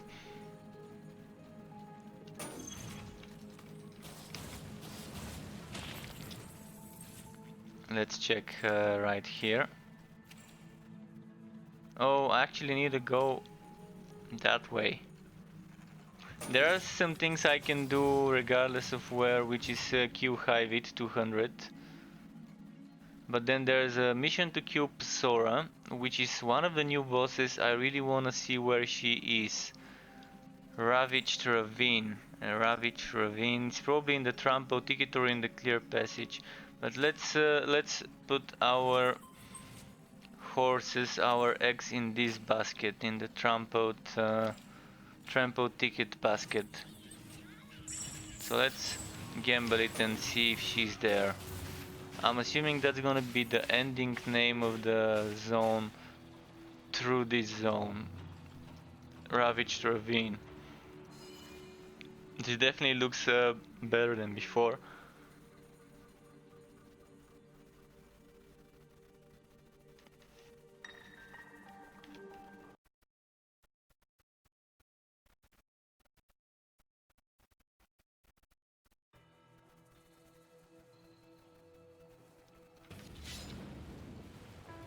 Alright.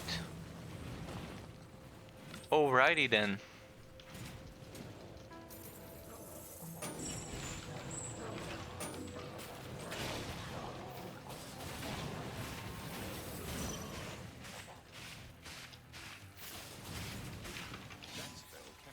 Oh, look at them taking all of that.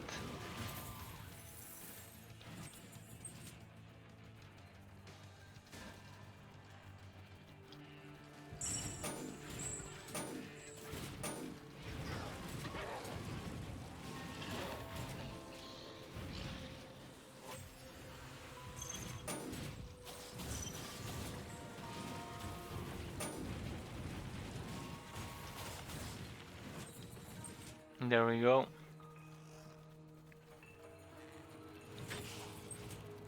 Oh, this one almost got one shot from the ramming robot. Like 25% or 30% HP left after it. Without a ramming robot centered gear. Maybe just one item for ramming robot damage.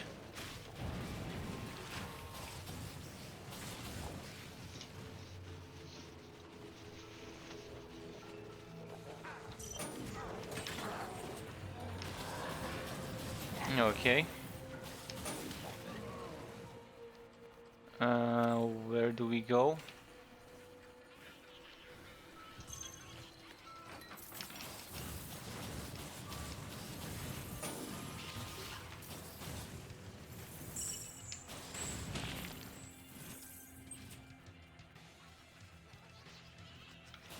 Boom. Look at the one shots. The one shotty shot.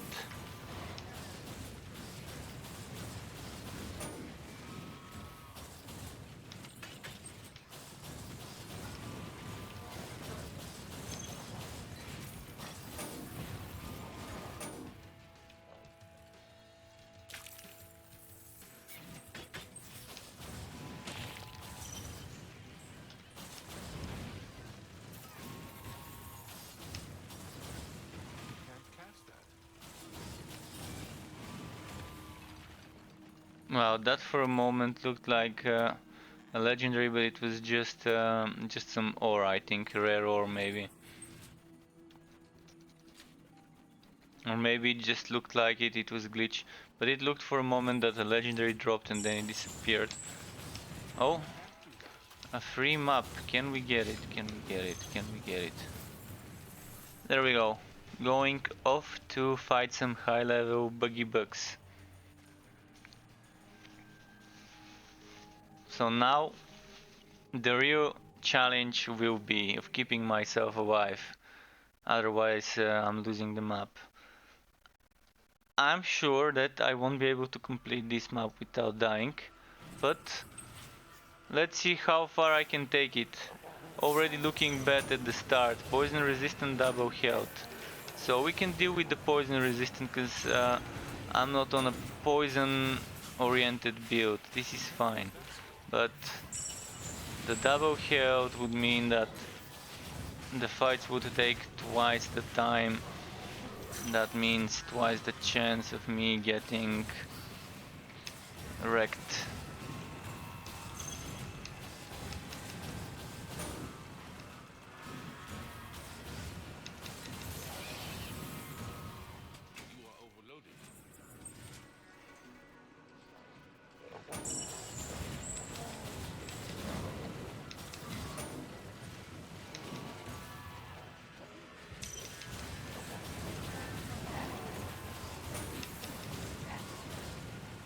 Okay. Your inventory is full. Can't do that here. Let's max it out. Boom. Let's max it out.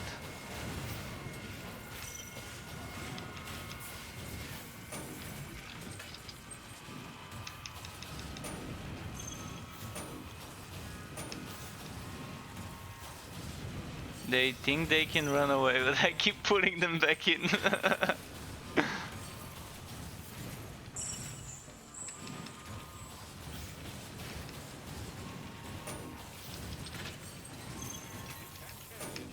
This is pretty nice of a build. You can't pass that. I just keep forgetting to spam Sonic Pulse for stunning the enemies more. So what this build needs is more stun. More stun would be more heals for you. And less damage taken, because the more you stun them, you're not taking damage when an enemy is stunned from this enemy. Of course, you're taking damage from other sources. Ivy's Kiss of Death. I've never seen this. Damn, this is nice. Oh boy, oh boy, oh boy. Now I feel like using my...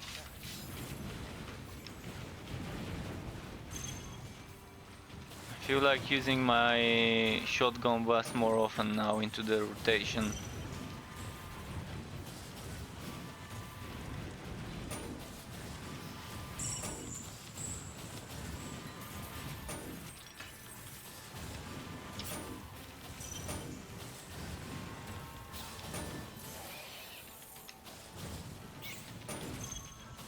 Yeah, that was a very nice drop, but this build's definitely feeling pretty solid Stop here. the way it is. I actually got more damage for Vent Vortex Bomb today while playing solo. I got more damage for it because I had some spare skill points and I decided to spend them here into Core Launch, the last 11 points. I spend them into Core Launch, which gives me 46.2% hit spending skill damage. All of this damage is going into Vortex Bomb, which is pretty nice.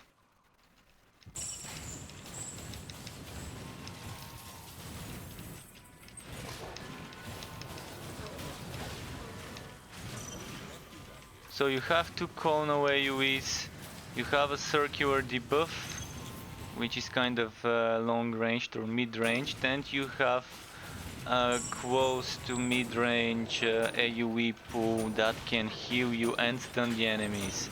But the healing is based on stunned targets, hitting stunned targets.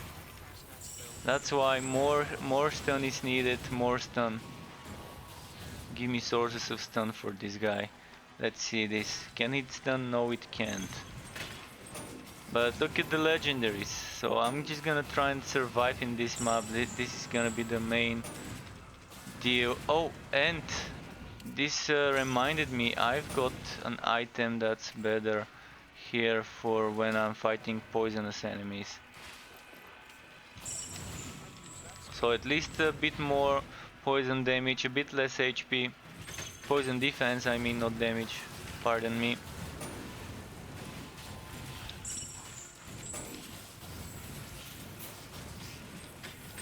And mind you, this is on a map with double health and poison resistant enemies. This is a phase map. And we know, I can quickly pull out the info for you from my browser, just a moment. So those maps, let me quickly type phase. Phase dungeons now 15% item work and gold work bonuses. Just gonna quickly copy paste this info, and if you want the patch notes from where I'm reading this, there's the link for you as well. So okay, going back into the game. Just a bit of info if anyone needed it.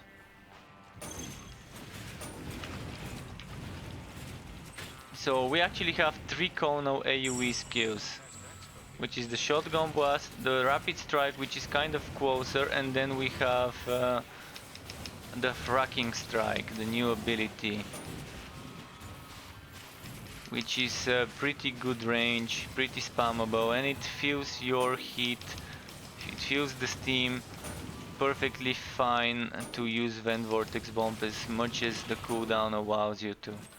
Of course, I can get this cooldown to 0.1 if I want to, if I stack all my... I've done the experimentation, so I can get the cooldown of Vortex Bomb to 0.1 with enough gear, but that's sacrificing a lot of defensive and offensive bonuses just to get that much cooldown.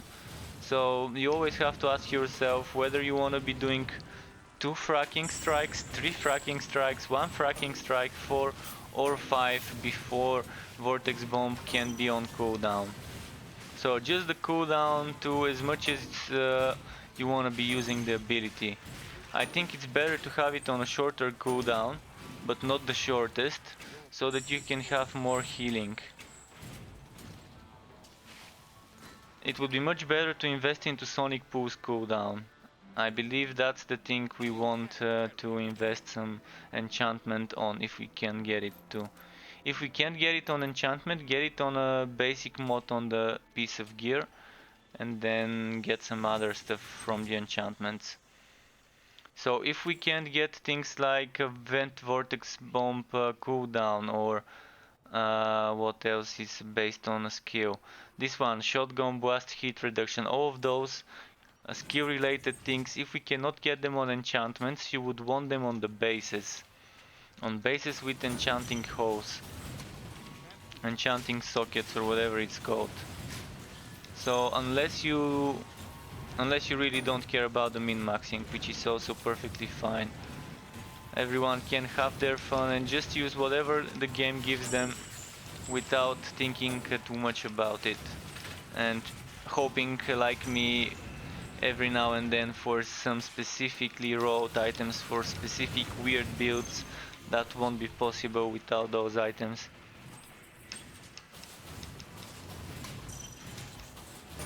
Currently, blue gear is great source of experimenting for me.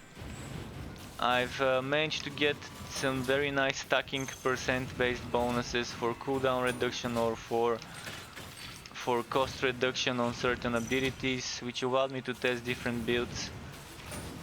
And it does work quite well when you synergize the gear with the build, for real in this game.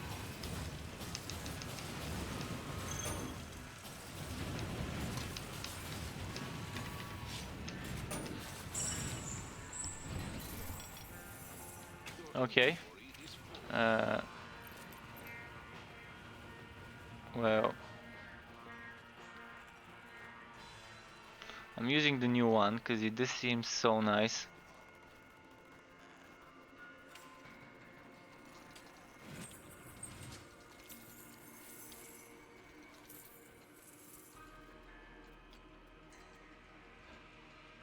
But the one with the blinding fear is worth... Oh, wait.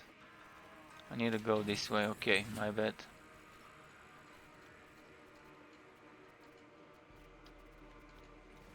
I'm loving this design, this cave design for a map work. It's good to see that there's a lot of reworked maps for the story, and they included some of those maps from the reworked Hivit story into the pool here. Okay, I knew I'm gonna die here. From the moment I got stunned, it was the obvious thing.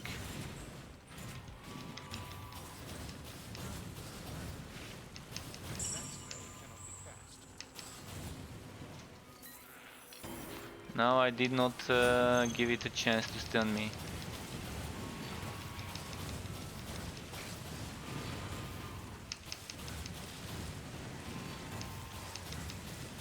Look at them, keeping them close to me.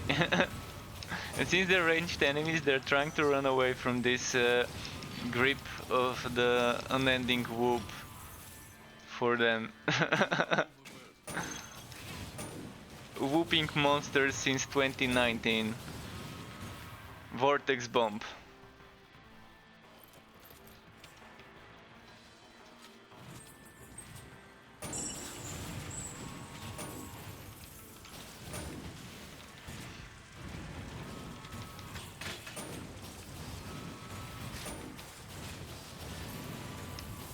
Look at that. He's gonna keep going there and I'm gonna keep pulling him back.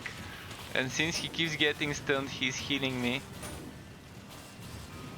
So the good thing about the shorter cooldown Vortex Bomb is you might end up having the enemy stunned for longer than your cooldown and then pull it back and heal yourself. So if you get the cooldown to like 1.5 seconds and you have the stun duration to 2 seconds, then you can kind of keep spamming this and heal yourself. With of course fracking strike in between to keep pulling that heat up. It's a great source of heat. This is what before the build was missing. So let's destroy some of this gear and pull this.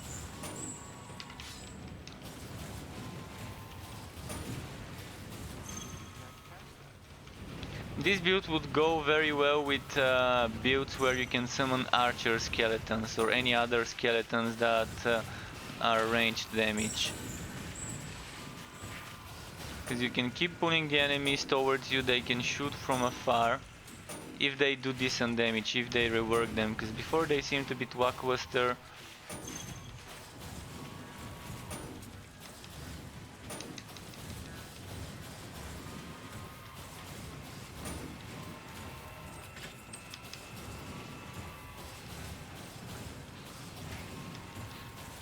Okay.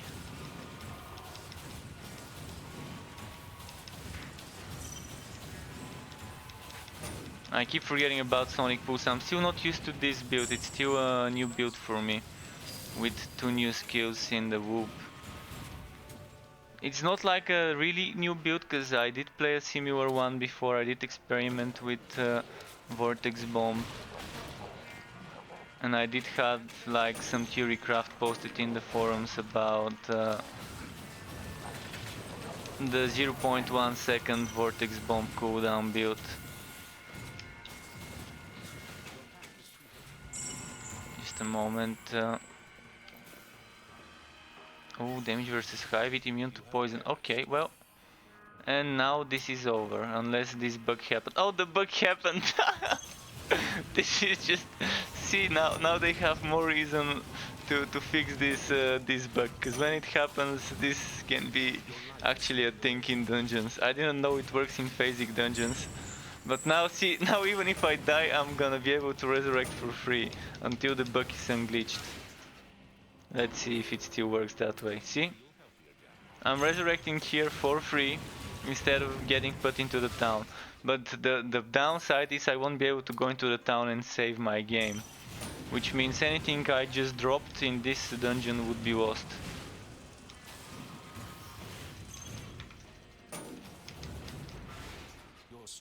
But at least let's try and kill any enemy here one by one instead of getting myself stuck into the corner.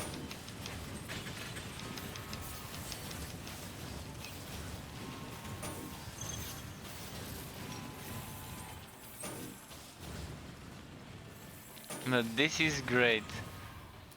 Let's see. Yeah, a lot of already known stuff. But immune to poison for the pet seems too great to miss out on.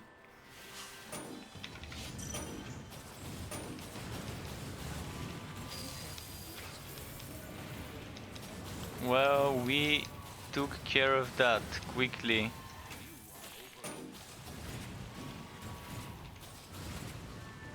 So for now, I'm not sure how to reproduce this glitch, but it can be used to exploit a weakness in the game to farm easy ridiculous difficulty maps by being able to infinitely respawn for free on the same place. So more reasons for Extra to fix this bug instead of letting it be the way it is. In the meantime, let's look at some of the things that dropped. This is great for blinding and good crit damage, not good crit chance though. So you have to have good crit chance from other sources, but the damage, look at the damage on this thing.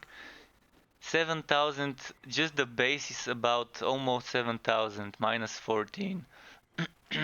So then you have another 113 physical damage added to it. This is...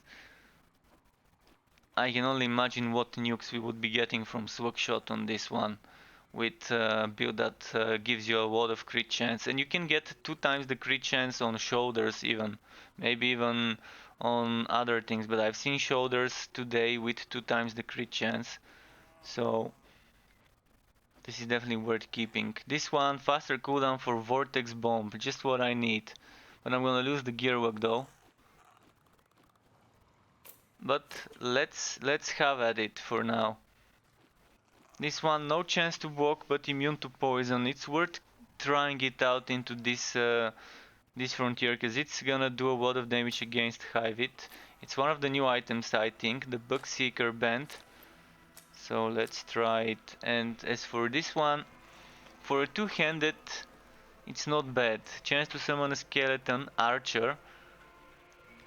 Extra crit damage and chance to immobilize, but two-handed weapons are still terrible. Why? Because the stats you can get on a one-handed weapon and offhand are almost twice the stats of a two-handed weapon. Yes, the base stats are less, but think about it that way. This is a basic legendary, it has three bonuses under the damage, so it has chance to burn, burn duration, critical hit chance, whereas a two-handed weapon would have 3 ones as well. But if you add offhand to the mix, that's another 3 from per se a shield. Like this one could give you chance to summon a skeleton knight, summon skeleton limit +2, and stun resistance. So this by itself means, yeah, you don't get as high basic damage, although in this case the Tenderizer has almost the same basic damage as a two-handed legendary. So yeah, you don't get as much in the basic damage, but you get way more bonuses, especially if you add the enchanting sockets. So now with this update, two-handed weapons become even less appealing. Unless a two-handed weapon can give me 6 bonus sockets on a legendary item, then it's not gonna cut it. You can have up to 3, maybe even up to 4 sockets on a one-handed weapon, then another 3, maybe 4. I haven't seen a 4-socketed item yet on a offhand or a shield. So that's just by itself at least 6 sockets from the 2 items, compared to probably just 3 sockets from a two-handed item. This glitch still hasn't fixed itself, so I can still rest in this place. I'm gonna try and fix it though. I'm gonna try and empty the inventories. Let's see. I'm gonna delete some of the gear here. And I think this is fine, so I'm gonna throw this one in there. I'm gonna throw this one in there.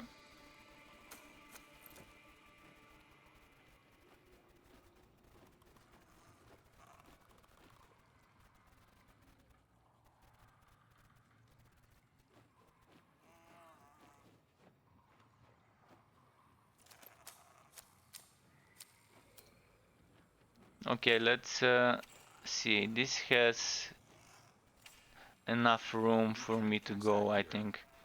Let's see. Portal? Oh, I can't do a portal here. Please let me escape. Come on.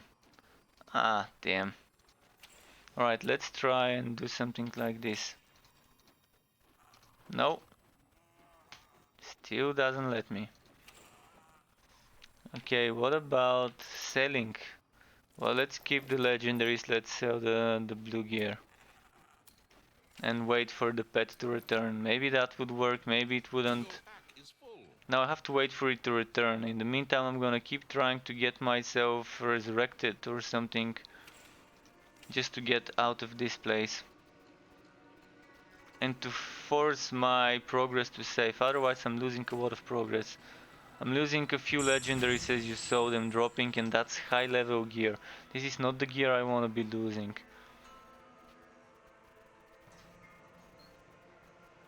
Health regen thankfully got reworked, and it's much better than I was suggesting the regeneration be. So it's pretty nice, pretty good for me to see things like this getting finally added and not overlooked, because the HP regen is always a nice stat in games where HP is an important factor of a character's defenses and survivability. So now stacking HP regen and HP on a build would be nice as a tanky block chance, probably You can't carry anymore. block chance shield car build would be nice. If you wanna be the tank, going together with the shield car, tanking all the enemies, while your allies kind of try and hit from afar. You can probably try and get a taunting pet. Does taunt exist? I think it still doesn't. So if they add a taunting stun, a taunting shout on the pet, it would be nice. Or something on either the forged or the Rail Master that allows you to taunt enemies.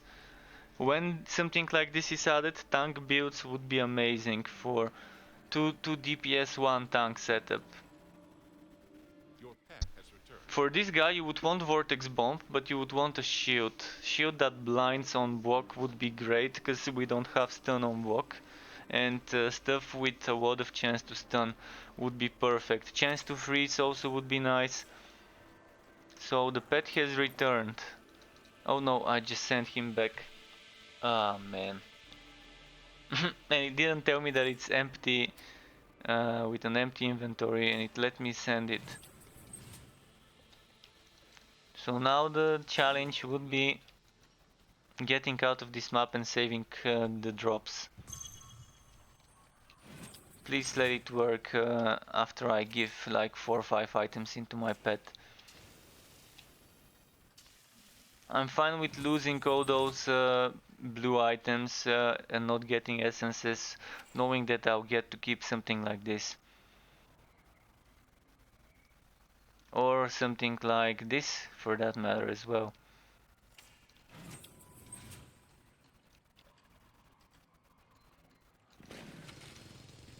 Come on, 1 minute, 10 seconds. Come on, come on.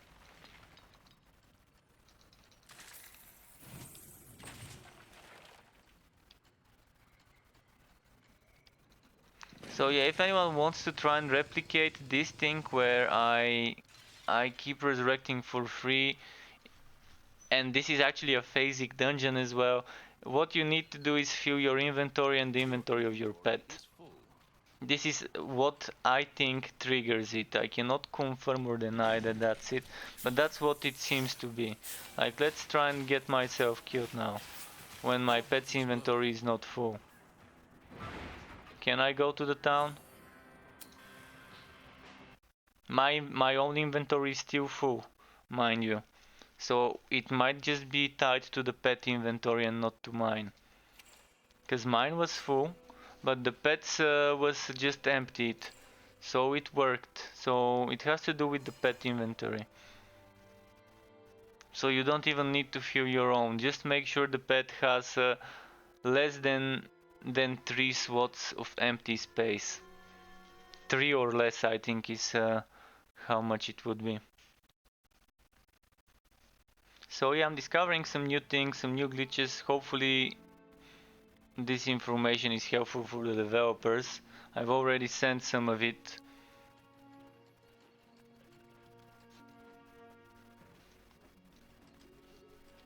Now, are there any legendaries I wanna put into the warehouse first and then maybe dismantle some other stuff?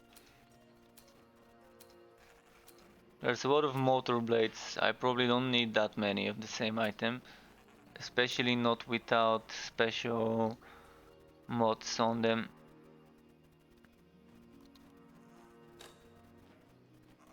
This goes there, this goes there. It's kind of the same, but yeah, this will go for for dismantling. In the meantime, let's check any other Wobby wood. This one I wanna dismantle. I wanna dismantle this one too, but I'm gonna keep it because I'm not sure whether I've got one of those spare. I wanna do a showcase of all armor sets as a complete, how they look, just quick videos like 1 minute or so, just showing that. I wish I could pause and put photo mode where I can rotate the camera and just do a quick montage like 360 around the character, showing you all the different completed sets like for different frontiers. I do have the legendary set for the Goblin Frontier. I do have one, I think, for the Hivit Frontier for this guy. And for the others I also have some sets which probably some people might wanna see. And I might do some showcase of some items and skills, like just the skins of the different items, because the skins is what matters. You can place any skin on any weapon once the game releases, from what they're suggesting will be added into the game with the transmog system. 8.7, 8.7, 8.7. There's almost no difference within those. Let's pick the ones with the most attack speed. That won't be it. So this one. This one is over 70% attack speed on a single item. Sadly, it's a motor blade, so it's a great sword base. So not the best one. This is 27. I already have a higher level one, so this one can go away. This is, I'm not sure what this is, whether I can later in the game be able to add sockets to this. If I can add 6 sockets or 5 sockets into such an item without having any bonuses, it would be great. I got it yesterday, no idea what it is. It's some sort of cannon that doesn't do damage or anything, it's just some sort of template for an item. So maybe something like the Tabula Rasa in Path of Exile. This is something I experimented with yesterday. Again, sadly, it's a great weapon.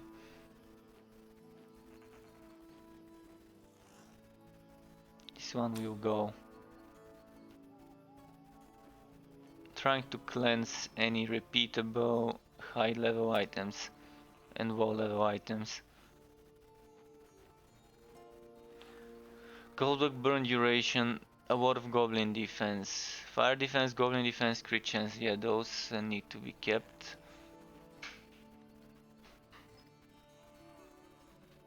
So those are repeatable, let's see. Do I want to keep the poison relic weapon duration, health on kill? Buffed health on kill, 2100, pretty nice. And this one is also good, so this is health on killing Hivit. This gives me the crit chance, so maybe the Great Blades would get reworked, so I always try to keep one good. Well, I think that's it. I think I've got enough stuff to clear out some of my stockpiled wood. This one has a lot of HP, but fuck it, let's get rid of it. I've got this one if I want Hivit defenses. Okay, now let's dismantle.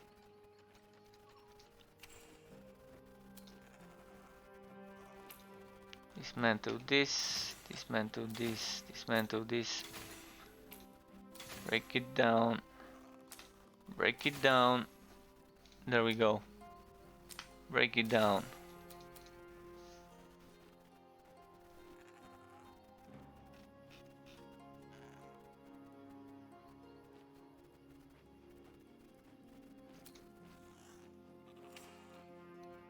Okay.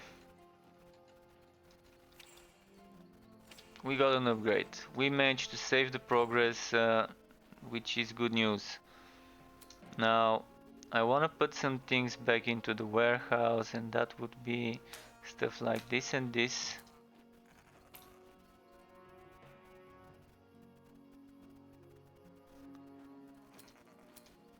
And this, and maybe this. This for Wobby item is great for certain builds. Knockback and stun resistance, crit damage, bit of heavy defense.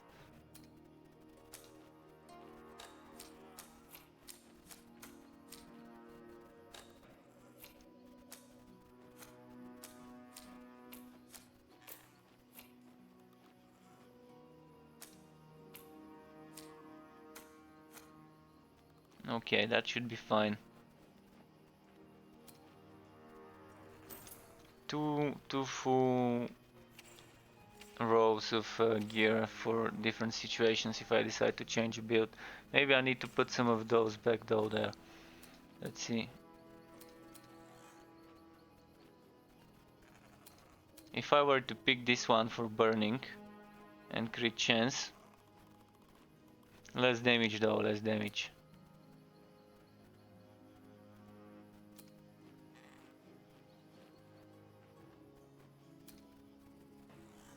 Yeah, I'm gonna keep doing burning. Is there anything that gives me bleeding duration or anything like that?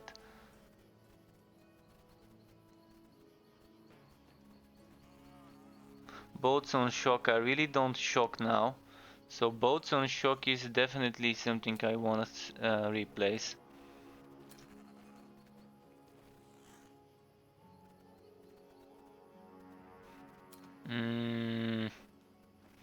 Things aren't looking pretty nice for those gloves for now. Damage with rhyming robot, this is still a better one. Let's check this one. Attack speed, faster cooldown for vortex bomb. I might hit a bit of a too much of a cooldown, but it's high with defense and attack speed. Okay, this one. This seems like fine one, but I'm not using rapid fire, so I want to see something. Cyclone mode, another thing I'm not using, but I think I've got it maxed out. Oh no, I don't, so I don't have the movement speed. This is slightly slower setup, but I think it's worth sacrificing this movement speed and the spin to win skill. Yeah, this seems like the best one for now to use for this setup.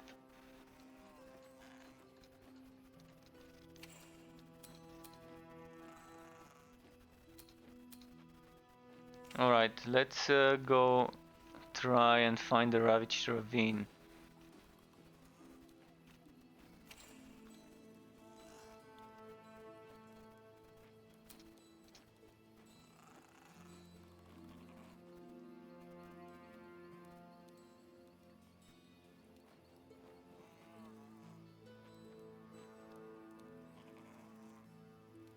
Was that here or here where we took this from?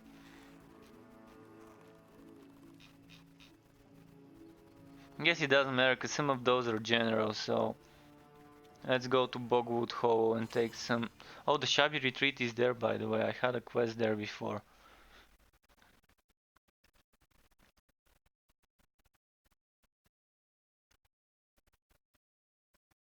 I think I had the quest to kill some champions in the Shabby Retreat.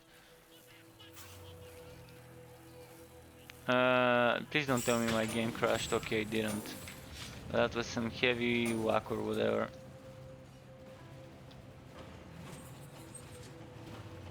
I'm gonna also check the stream if any frames got skipped, but it doesn't seem like it. Yeah, stream's been on the green pretty nicely. I'm so glad I can provide you guys with better and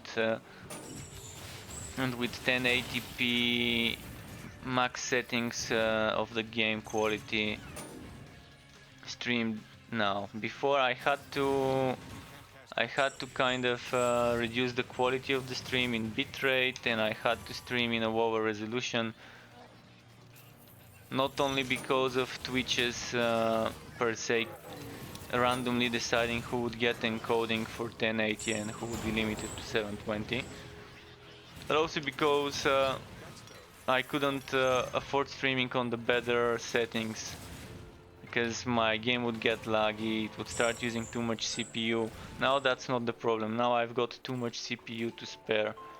So I'm pretty happy with this. Hope it's for the better for the channel, being able to record and stream better looking content with less wax.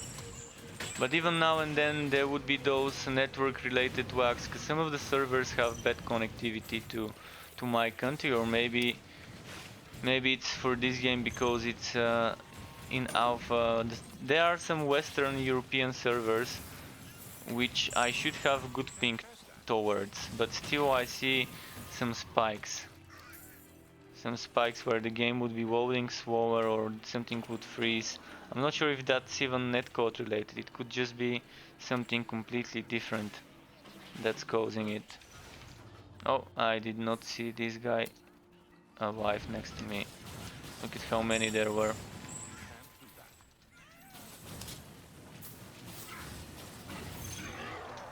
Just checking where to go. Do I want to go there or just keep going up there? I'm just gonna keep going up there.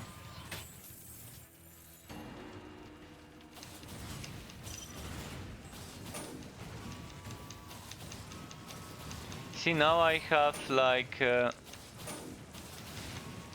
I have such a long cooldown of vortex bomb that I can't gain the heat fast enough to be able to spam it. So I need 1-2 fracking strikes now before I can cast it. Before I needed to do 4 before it can be back on cooldown. Now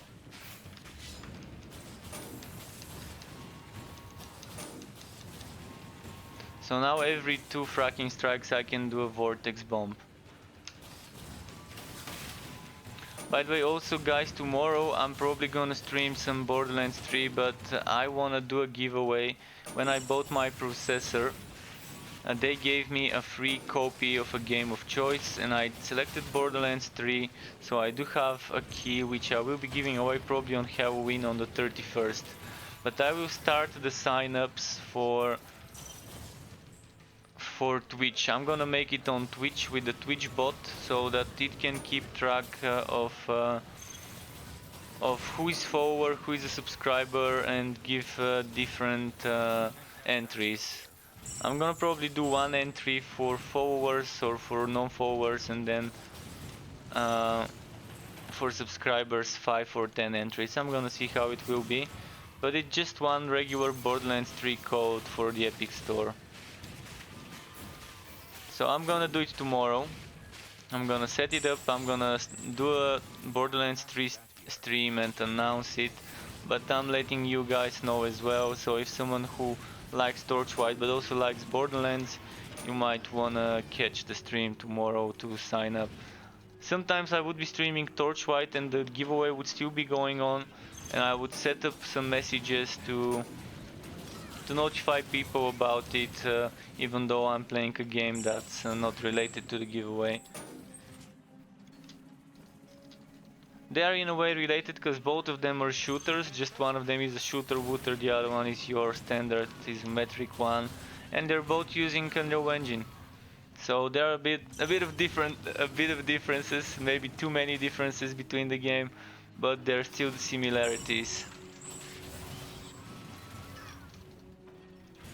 And if you like wood, you're gonna love Borderlands. If you like wood, the way it is now, Torchlight Frontiers could also be satisfactory experience.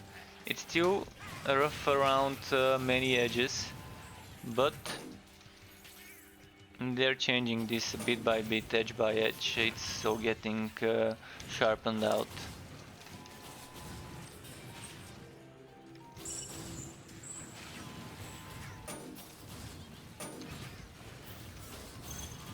That spell cannot be cast.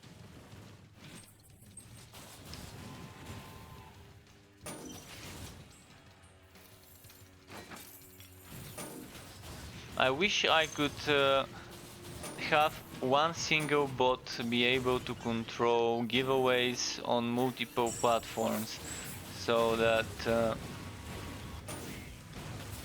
It's similar to Gleam, but Gleam requires me to have a paid account if I want to make a giveaway that can give you different entries on following me on certain platforms and then liking certain posts on those platforms and stuff like that, like normally they do on giveaways on Gleam.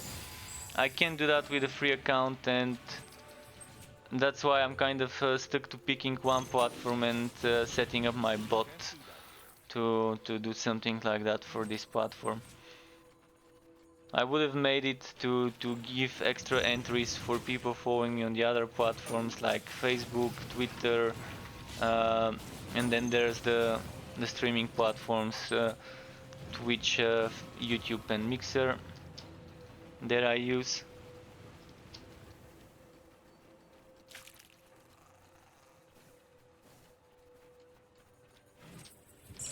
Oh, there we go. Behemoth. So he's like the behemoth. Look at this tall guy. He works out a lot, you can tell. He's been eating his cereal every morning like a good boy to grow like a tall good Nephilim. It's not Nephilim, it's Netherim, but he could be a Nephilim Netherim.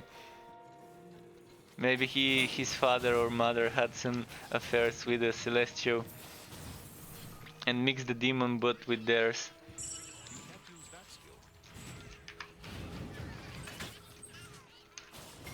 I'm wondering if since we have the bad guys, the baddie bats, the Netherim, I wonder if we're gonna have the goody goods, like the opposite of them, some allies in some sort of frontier.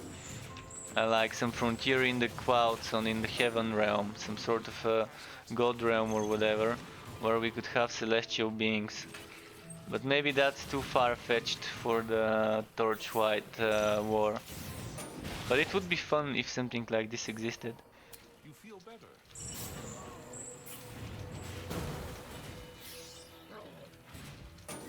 And to be able to get some skills from those enemies, like each skill tree should have a celestial skill maybe, or however they want to call it, that imbues the character with some divine energy and deals shit tons of damage against Netherim or bosses or whatever, or Netherim bosses. Something to be using on a boss killer setup or whatever. Something with a long cooldown, like 2-minute cooldown or something. But to be a very nice nuke, or maybe 1-minute cooldown, but a very strong nuke. Something that would make you consider opening 06 slots on a build. Because now even if I remove Rapid Strike and just use basic attacks here, this would be a fine build. And I can do anything else there. I can do something like servo driven uppercut and that's still gonna be a fine setup. Or I can even use rapid fire on level 1. I don't recommend on doing that, but it's still a thing. Let's play with servo driven for a while. In the meantime, can I... There's an enemy that's alive here. How did we let... Oh, it respawned. It's the same dude. It respawned, okay. But I was kind of in the other end before. When I killed it, it was easier to avoid his attack there. Look at this, a venomous mace with physical damage, chance to knock back, sadly it's level 15 to enchant slots. If it wasn't level 15 I might have played around with upgrading this. Although you probably are better off saving this and upgrading legendary socketed items. Unless you really see some properly badass rolled blue weapon or a shield or whatever.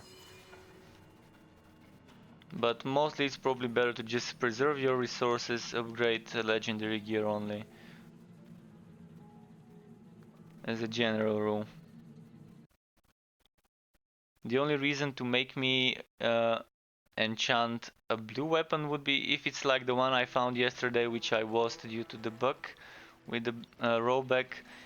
A blue item with okay stats or min-maxer friendly stats and with 3 sockets. It was a blue item with 3 sockets. Even if it had shitty stats, those 3 sockets themselves would mean you can play around, min-max it and try and get 3 good mods from the enchanting station. This is someone's base, it is not mine. But let's see if I can find their enchanting station. I think this is the same dude to whose station I've been before. It looks like the same one. Is that how the default fort looks like now? This doesn't have an enchanting station, so maybe that's the way the default port looks like. Or it could be a new player. They do send invites to new players after each big wave. After each big update, I mean, not big wave. So the big waves are after the big updates, or around the big updates. So they can kind of keep increasing on big batches with each update and stressing the servers to see how much they can handle. I think I'm better off moving on to a different zone for the quests. So we were here.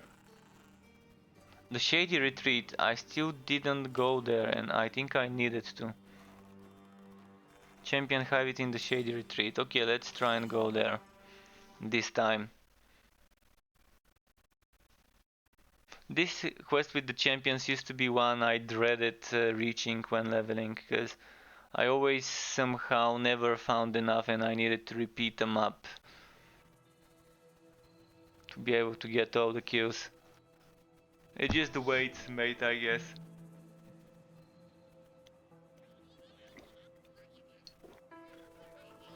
So where is the Shady Retreat is first what I want to find out. It's over there. So now there's 2 things we can do. Run for it.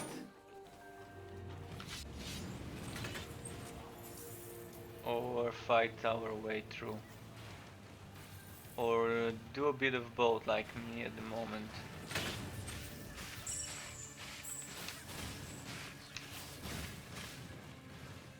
Spoiler, Bug Stomp Fame Quest is bugged.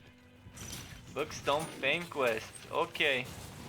Now this is pretty good info. Thanks for the info. So I should just ignore it. Is that confirmed info? If it is confirmed info, I'm not even gonna bother about this quest because it's not really worth it. Then I'm gonna quickly go there, see what's glitched. I do like reporting those glitches, so yeah, that's nice. The more people report the same bug, maybe it's gonna be better. Depends, I guess. There should be still someone who decides what priority each glitch would be. You can try. But Klatz doesn't spawn there at the end as far as I know. Oh, okay, so if he doesn't spawn, that's completely different than what I imagined. I thought that the elites wouldn't spawn, the champions. Okay.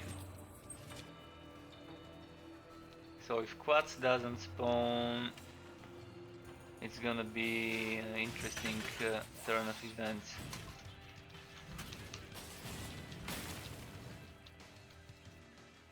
Also, welcome back to my channel, Jesterly Joking. Nice to see you again here.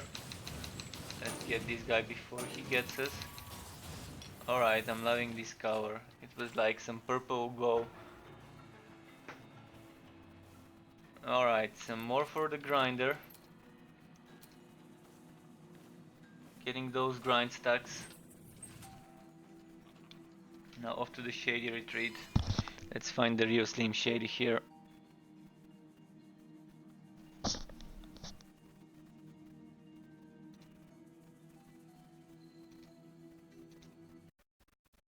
Look at those cute eyes though. You just wanna pet this guy on the head, tell him he's a good boy.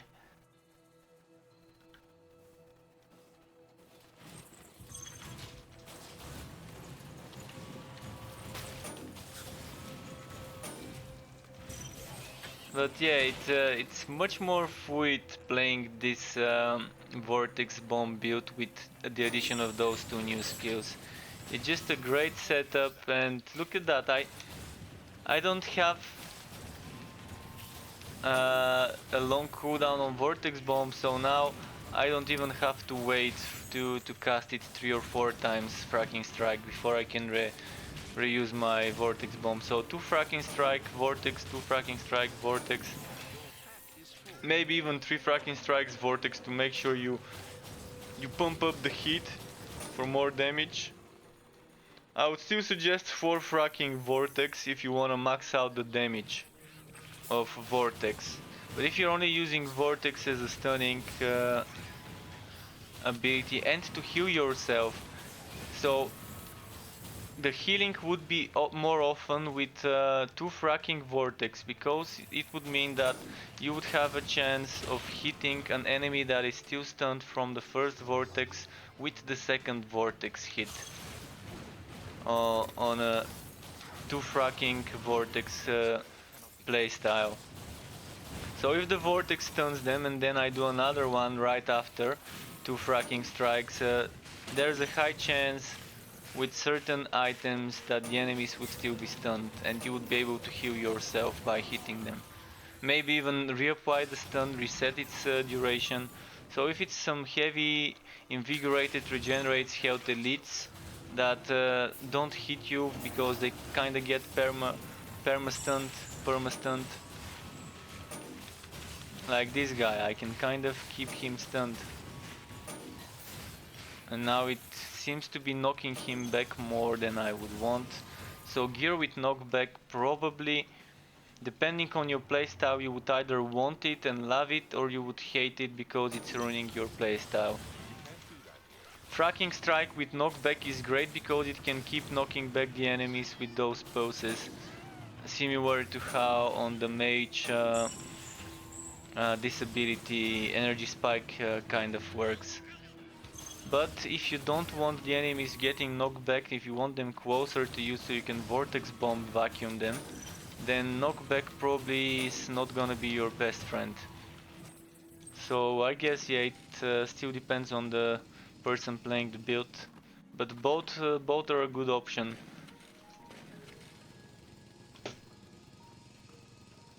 Okay, now let's keep going.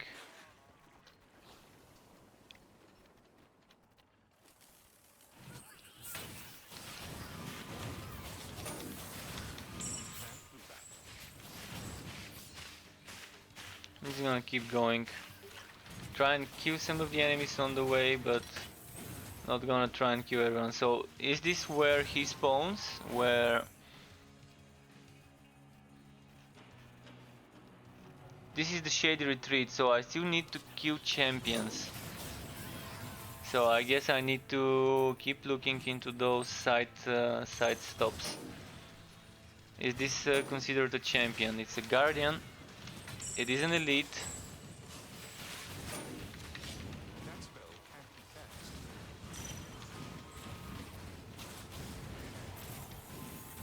No, it did not count this as a champion.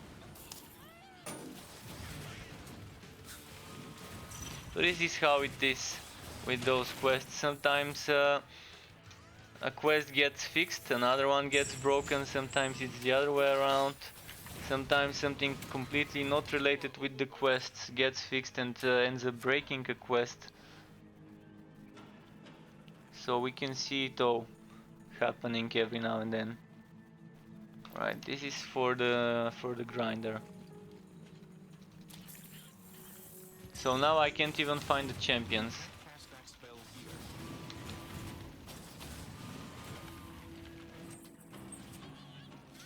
And they're not saying that the champions are in the alcove, so they should be here in the Shady Retreat.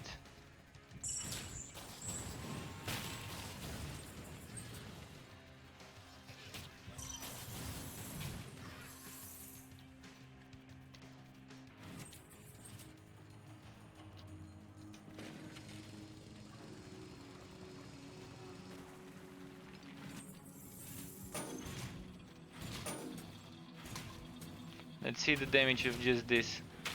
Oh, this now has a cooldown. Before you could spam shotgun blast, now it has cooldown before the in between the casts.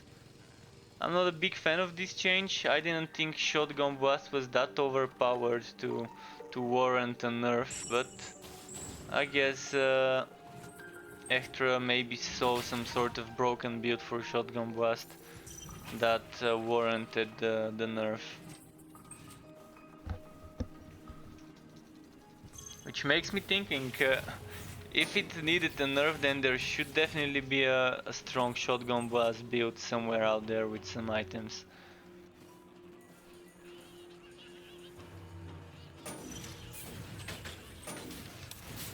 Can't catch that here.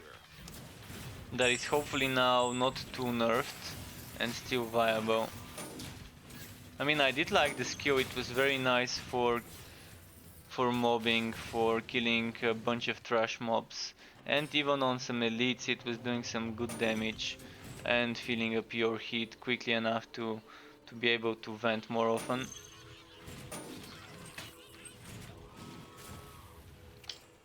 So now I can't find the champions, which is kind of very sucky. So I probably need to just keep moving on and forget about this quest. What did we find? Corrupted Ember Fragment. From Heavy Armor Crystals. Okay. Well, that's nice. I didn't know I can complete this in this zone. So it's not a complete waste of time coming in here. But yeah, no champion Hivits. And probably no quads. We'll see. I'm gonna go and see if I can get him to spawn. Oh, wrong way, wrong way. This way. But I've been through all those places here.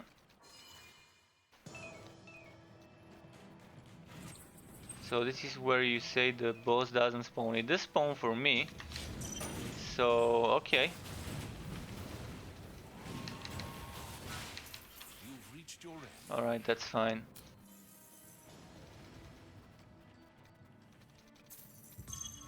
Oh, no, I wasted it.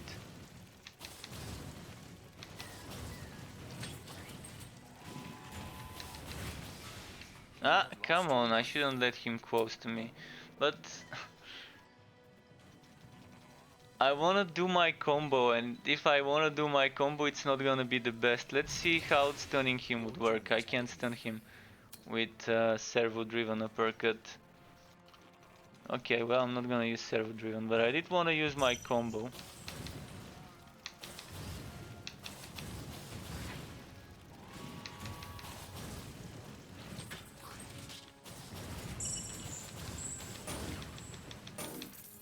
There we go.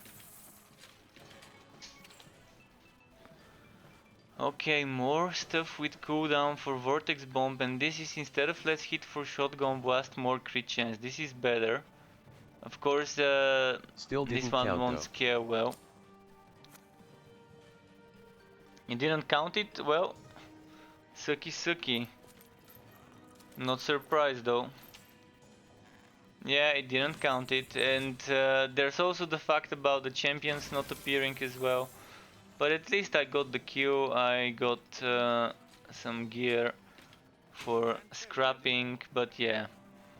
And now the quest is not letting me exit unstuck.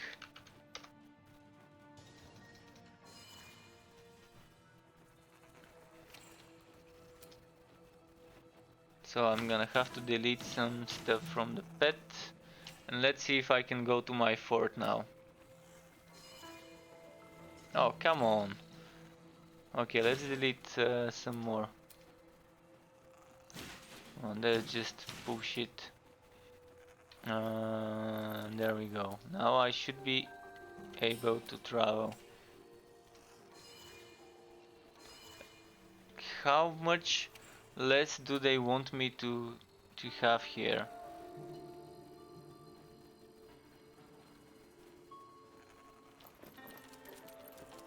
Alright, I'm just gonna put all the green gear and have the pet sell it. I'm gonna get the blue gear with let's get this one item as well. Now let's sell all the gear from the pet, and after that I can probably return. Annoying bug, really annoying bug, but at least I have a way of dealing with it to make sure I don't lose my items, the ones I farmed.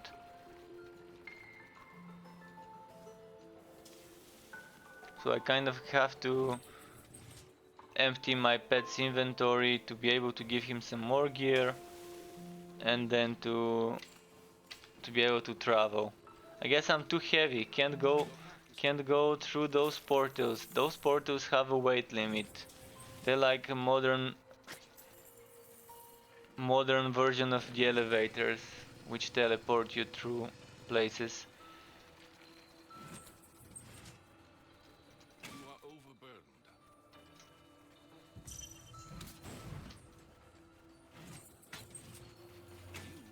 Definitely a nasty bug which hopefully would be fixed soon. But it's also funny in a way, you can joke about it pretty much all the time.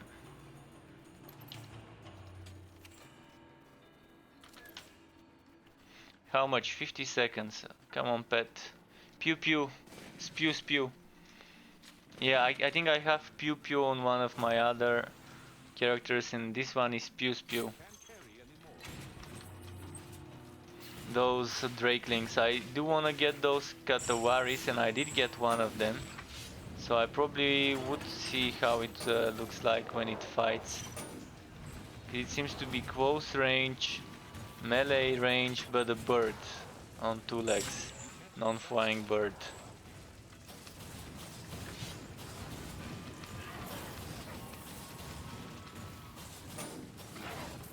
Your pack is full. Come on, pet, 7 seconds. You are overburdened. Who's a good boy? Come on. Your pet is back. There we go. Now let's give him the merchandise. And let's try and go back to my fort. And we've got a connection. Come on. Nice.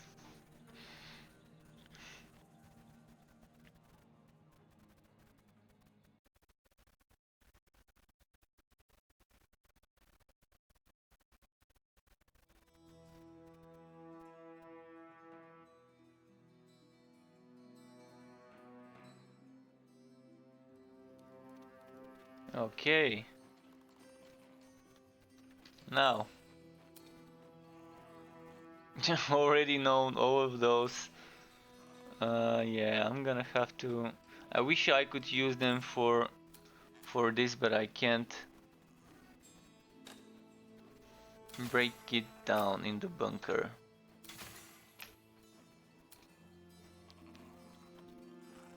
And there we go. And there we go. Break it down. Break it down. And another break it down. A lot of breakdowns.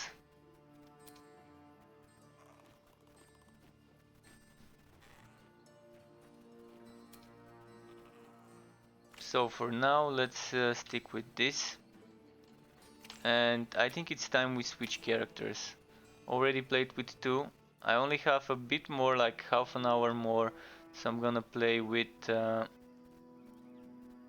I wanna do Wobby gameplay with this one, or do I wanna do Hybe? Let's do Hybe this time. Maybe Wobby gameplay for some other time.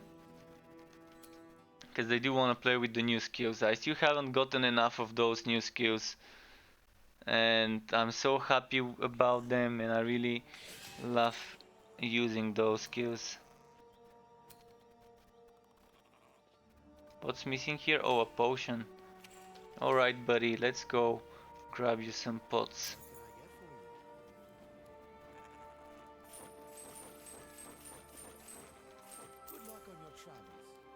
And now what I'm gonna do with this dude is hive it from this one, going all the way to the other one. So kind of a higher level of the ones we can get for contracts.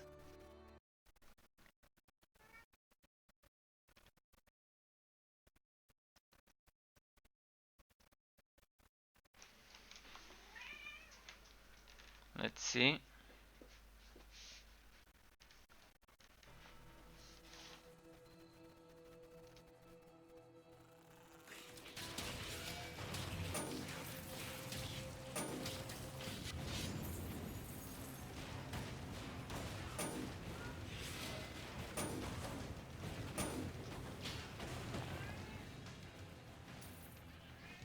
Let's see over there.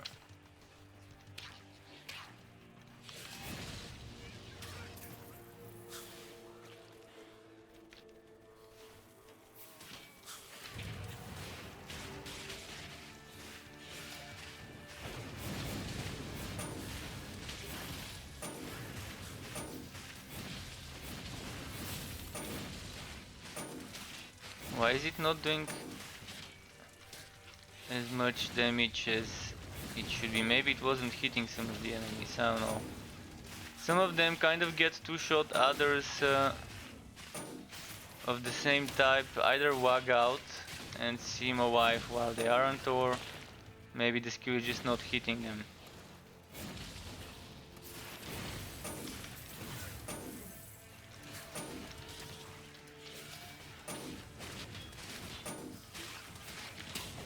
Oh wait, I'm using a shield?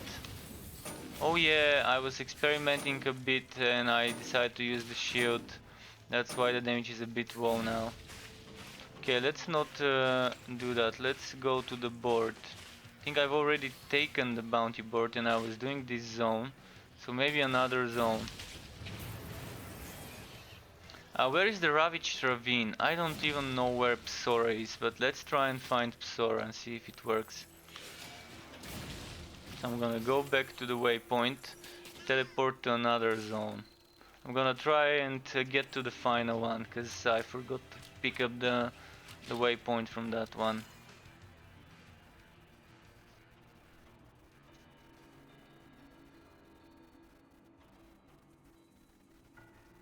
I don't know how my waypoint from that one there disappeared, but I'm pretty sure I had it.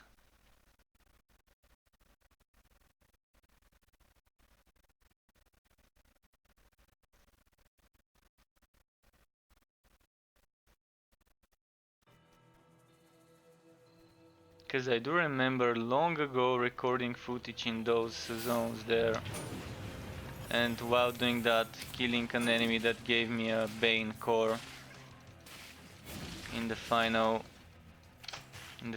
maps. So here, where is the bounty board?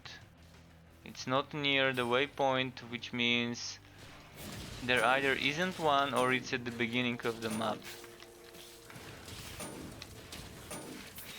Oh wait, I'm using the wrong buttons on this class. I'm using my 4 instead of my 2. Kind of got too used to using different hotkeys with the previous class. And now without potions, this guy kind of currently is having some difficulties with the healing, because the healing when using lineage skills does not seem to work. I should be healing each time I use a skill. This is a lineage skill, this is a lineage skill, so I've got 4 or 5 lineage skills, and I'm supposed to be healing each time I use any of those, and I don't. And this hopefully would get fixed. It's this skill that gives you that healing for 5 seconds after using a lineage skill. Well, it doesn't work. And it's really important for this to work for survivability on Ridiculous. If you run out of potions, it's nice to have some sort of healing until one drops for you.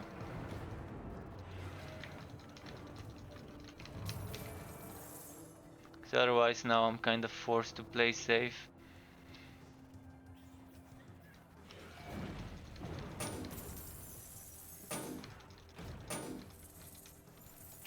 So here, let me quickly check up there, maybe there's something going on at the end of this pathway here.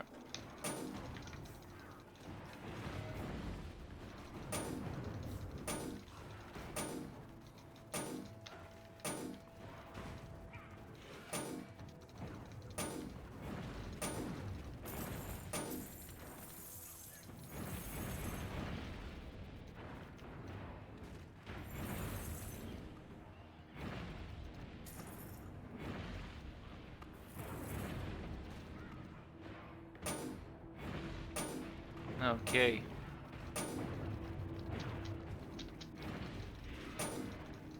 That's very boring, very slow damage. Boss chest, there was no boss. Finished. Quest finished? Really? Become more Okay. Okay. Those wanna play. I think the Now I've got passive of full Ghost HP. Train increases the effectiveness of other sources that heal you. Well, it doesn't say so. It definitely doesn't say so. I mean, if that's what it does, then it should definitely write it more towards what it does instead of what it doesn't do. Because definitely it's gonna be better to not have misleading tooltips.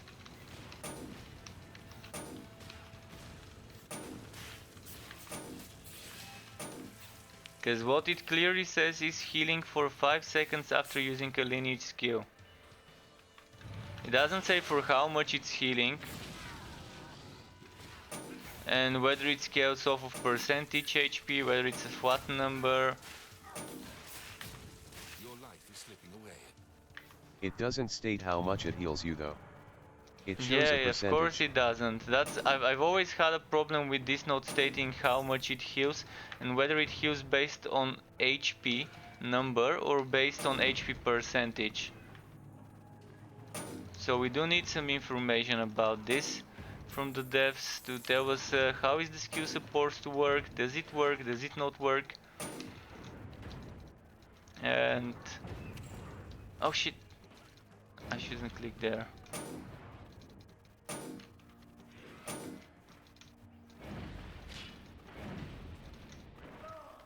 Oh boy, this got me.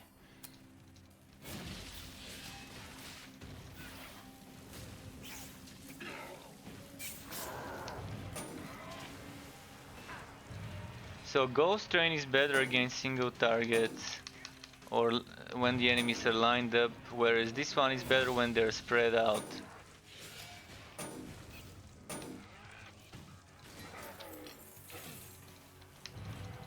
Ghost Train is for sniping out when an enemy is too far away. Kind of like when I use my spear, my holy spear on the mage. I use it for sniping, for hurting targets with a lot of HP. And then I use the other skills such as entropy for mobbing, for when I want less mana cost per cast but less damage per cast.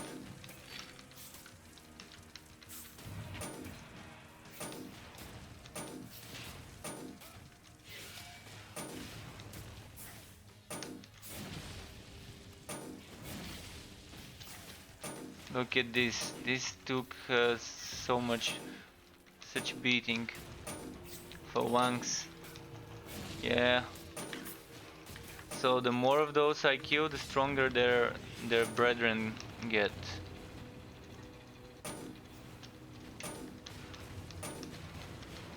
Two out of 4 alive, so there's another one alive of those? Shit, where's the fourth one? Maybe that was the last one, it was just saying that there's 2 alive out of 4. Oh, there we go, that's the final one.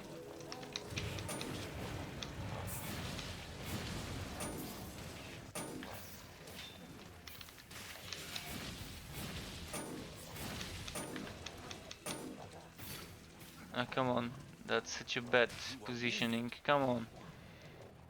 I really need to get it to be on a different place.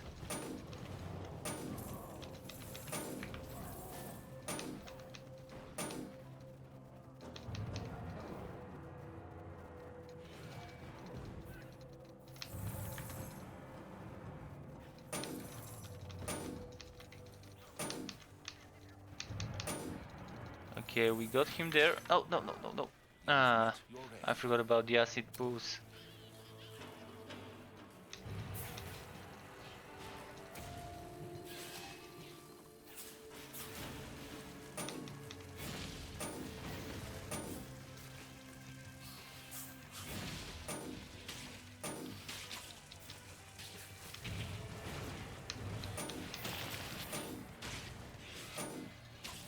Okay.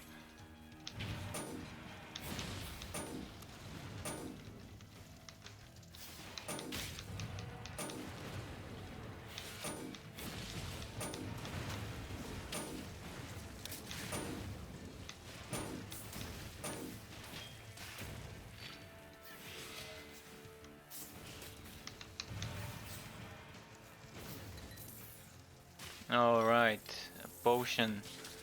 Got me that sweet juice, the healing. I still can't open the boss chest though.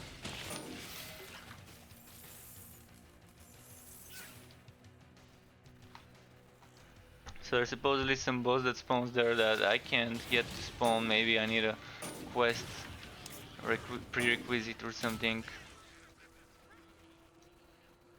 So Ravaged Ravine, I have no idea where this shit is.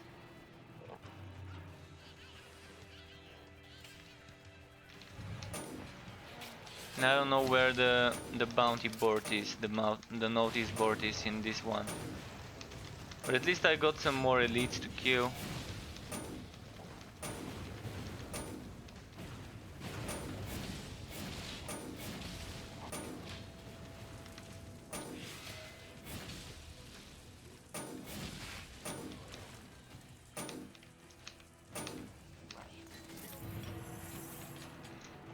More recipes.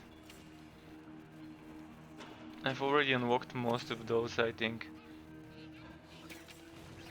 So I'm gonna try and find the notice board. Oh, more elites, okay.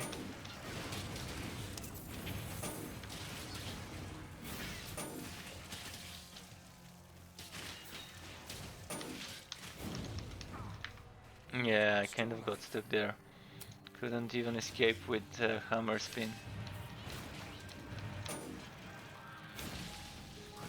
Oh, those are regenerate health enemies, so I need to focus them one by one. Because if I try to AoE them, then some of them would heal up. Oh no, no, no, no, hammer spin, hammer spin. There we go. Oh boy. So bloody close. Now I need some ITLF. HP regen gear. Hi Duran, nice to see you again, dude. Haven't seen you in a while. How have you been? Hope you're fine and enjoying the stream as well. Kind of gonna stop streaming soon today though, because it's already 12:19 a.m.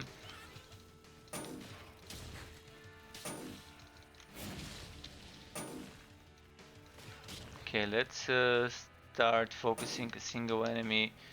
Ah, not this one. I have already had one on low HP. I wonder if I can get... Oh, this is the one on the low HP. The one I needed to start focusing again. Where did he go? There we go. Oh, two of them. Two of them, low HP. Okay, one of them is almost down.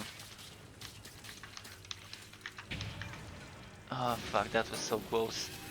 That was splendid. Escape at the last moment via some knockback.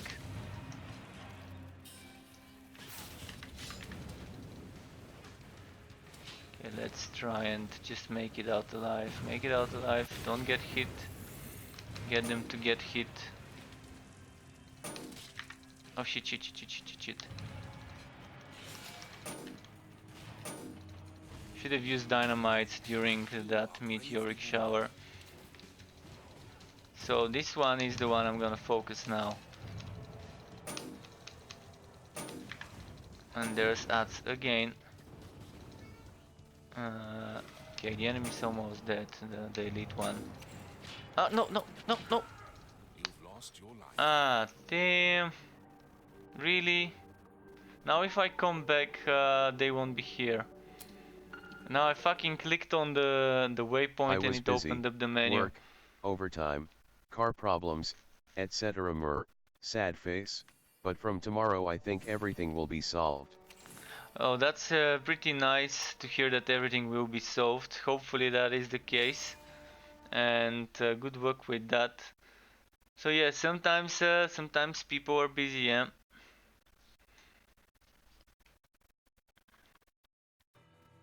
As long as everything is fine in the end, that's gonna be okay. Okay, this one is still not with too much HP, so I can still kind of salvage some of the things from this fight. So I'm just gonna have to stay away from the waypoint, otherwise I would accidentally click it by trying to walk over it. So one of them died. And I think that's 2 of them we've killed out of 4 or out of 5. You are dying. I didn't buy potions. I should have bought potions before I came here. Although I didn't have much money from all the resurrects.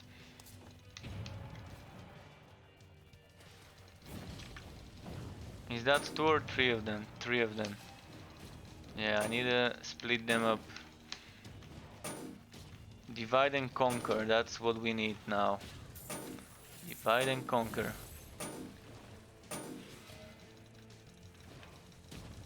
Your pet is running away.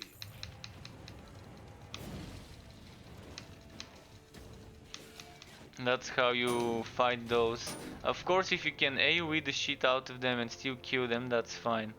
What is that hit sound? From where? Not really like his sound. It's I like hitting think that's some when pipe. I think this sound is when I try to use a skill that is already on a cooldown. So now I'm pressing my 4. See? I really hate it. I wish I could switch it off. It's really an annoying sound that I do not want happening.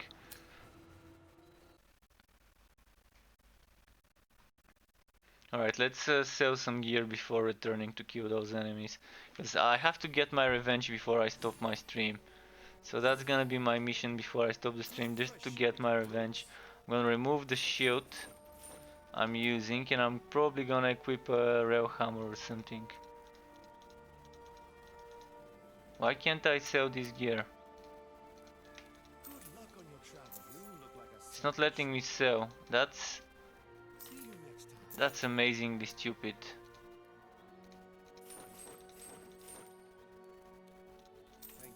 Okay, let's go for maybe this one with a word of bind, word of health. But look at the heavy defenses I'm getting otherwise. So it's probably better to have the heavy defense, but I'm not sure what else I can change. This would give me a lot of endurance regen, which is also nice.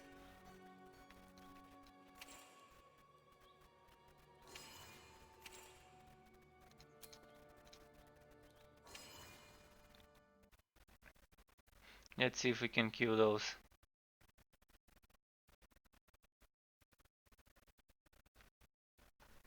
Come on.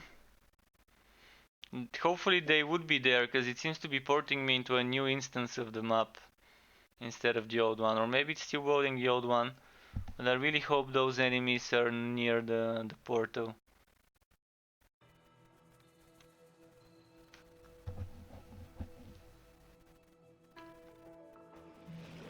Oh, now there's different enemies, completely different. Those can also one-shot, so I still kind of need to be careful. Shit, shit, shit. Ah, fuck, not near the waypoint again.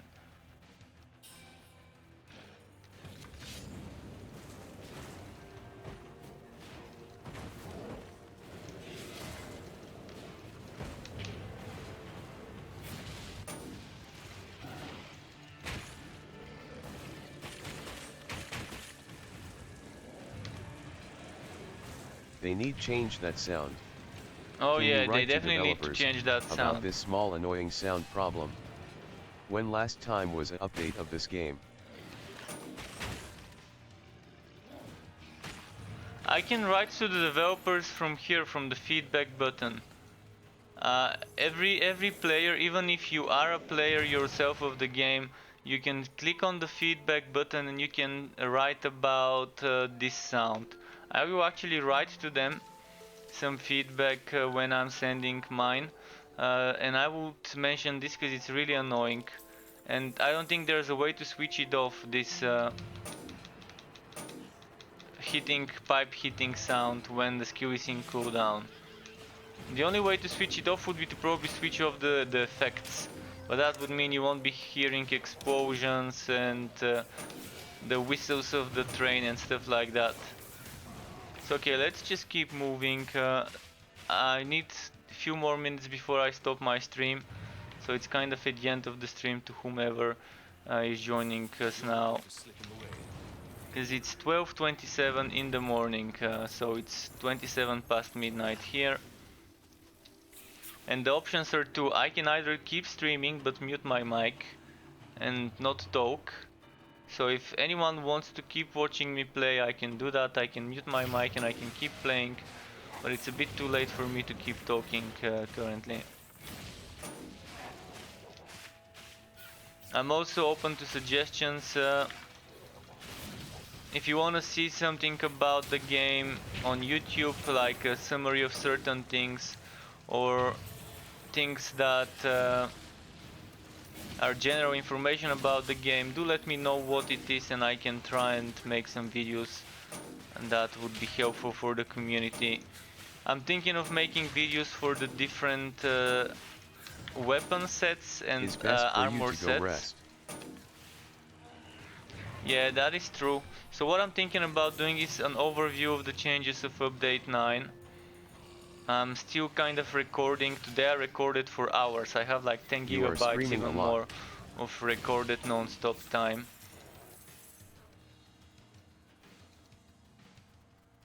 And another video I would be doing, as I said, so one would be the sets. For each set I want to do a special video. So if I want to combine on each character everything that is per se the goblin set, everything that is the exterminator set, and just showing them how they look on each character.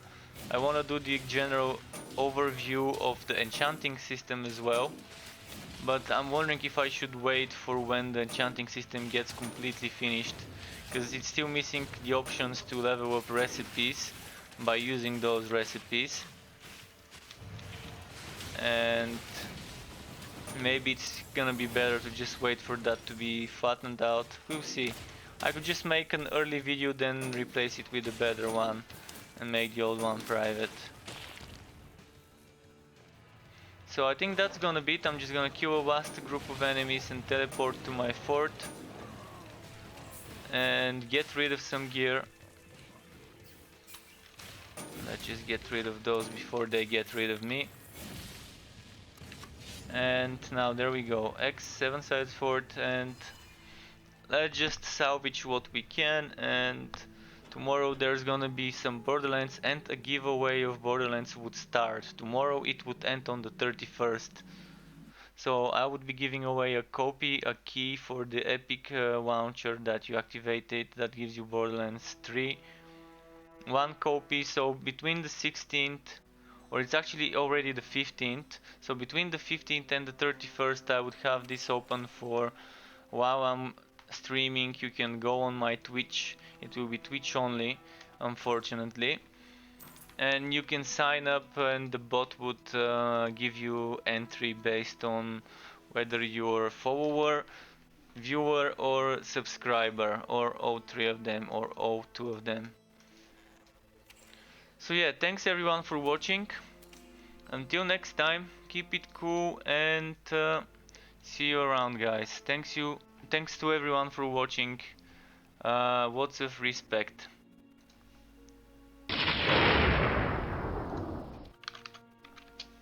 Thank you.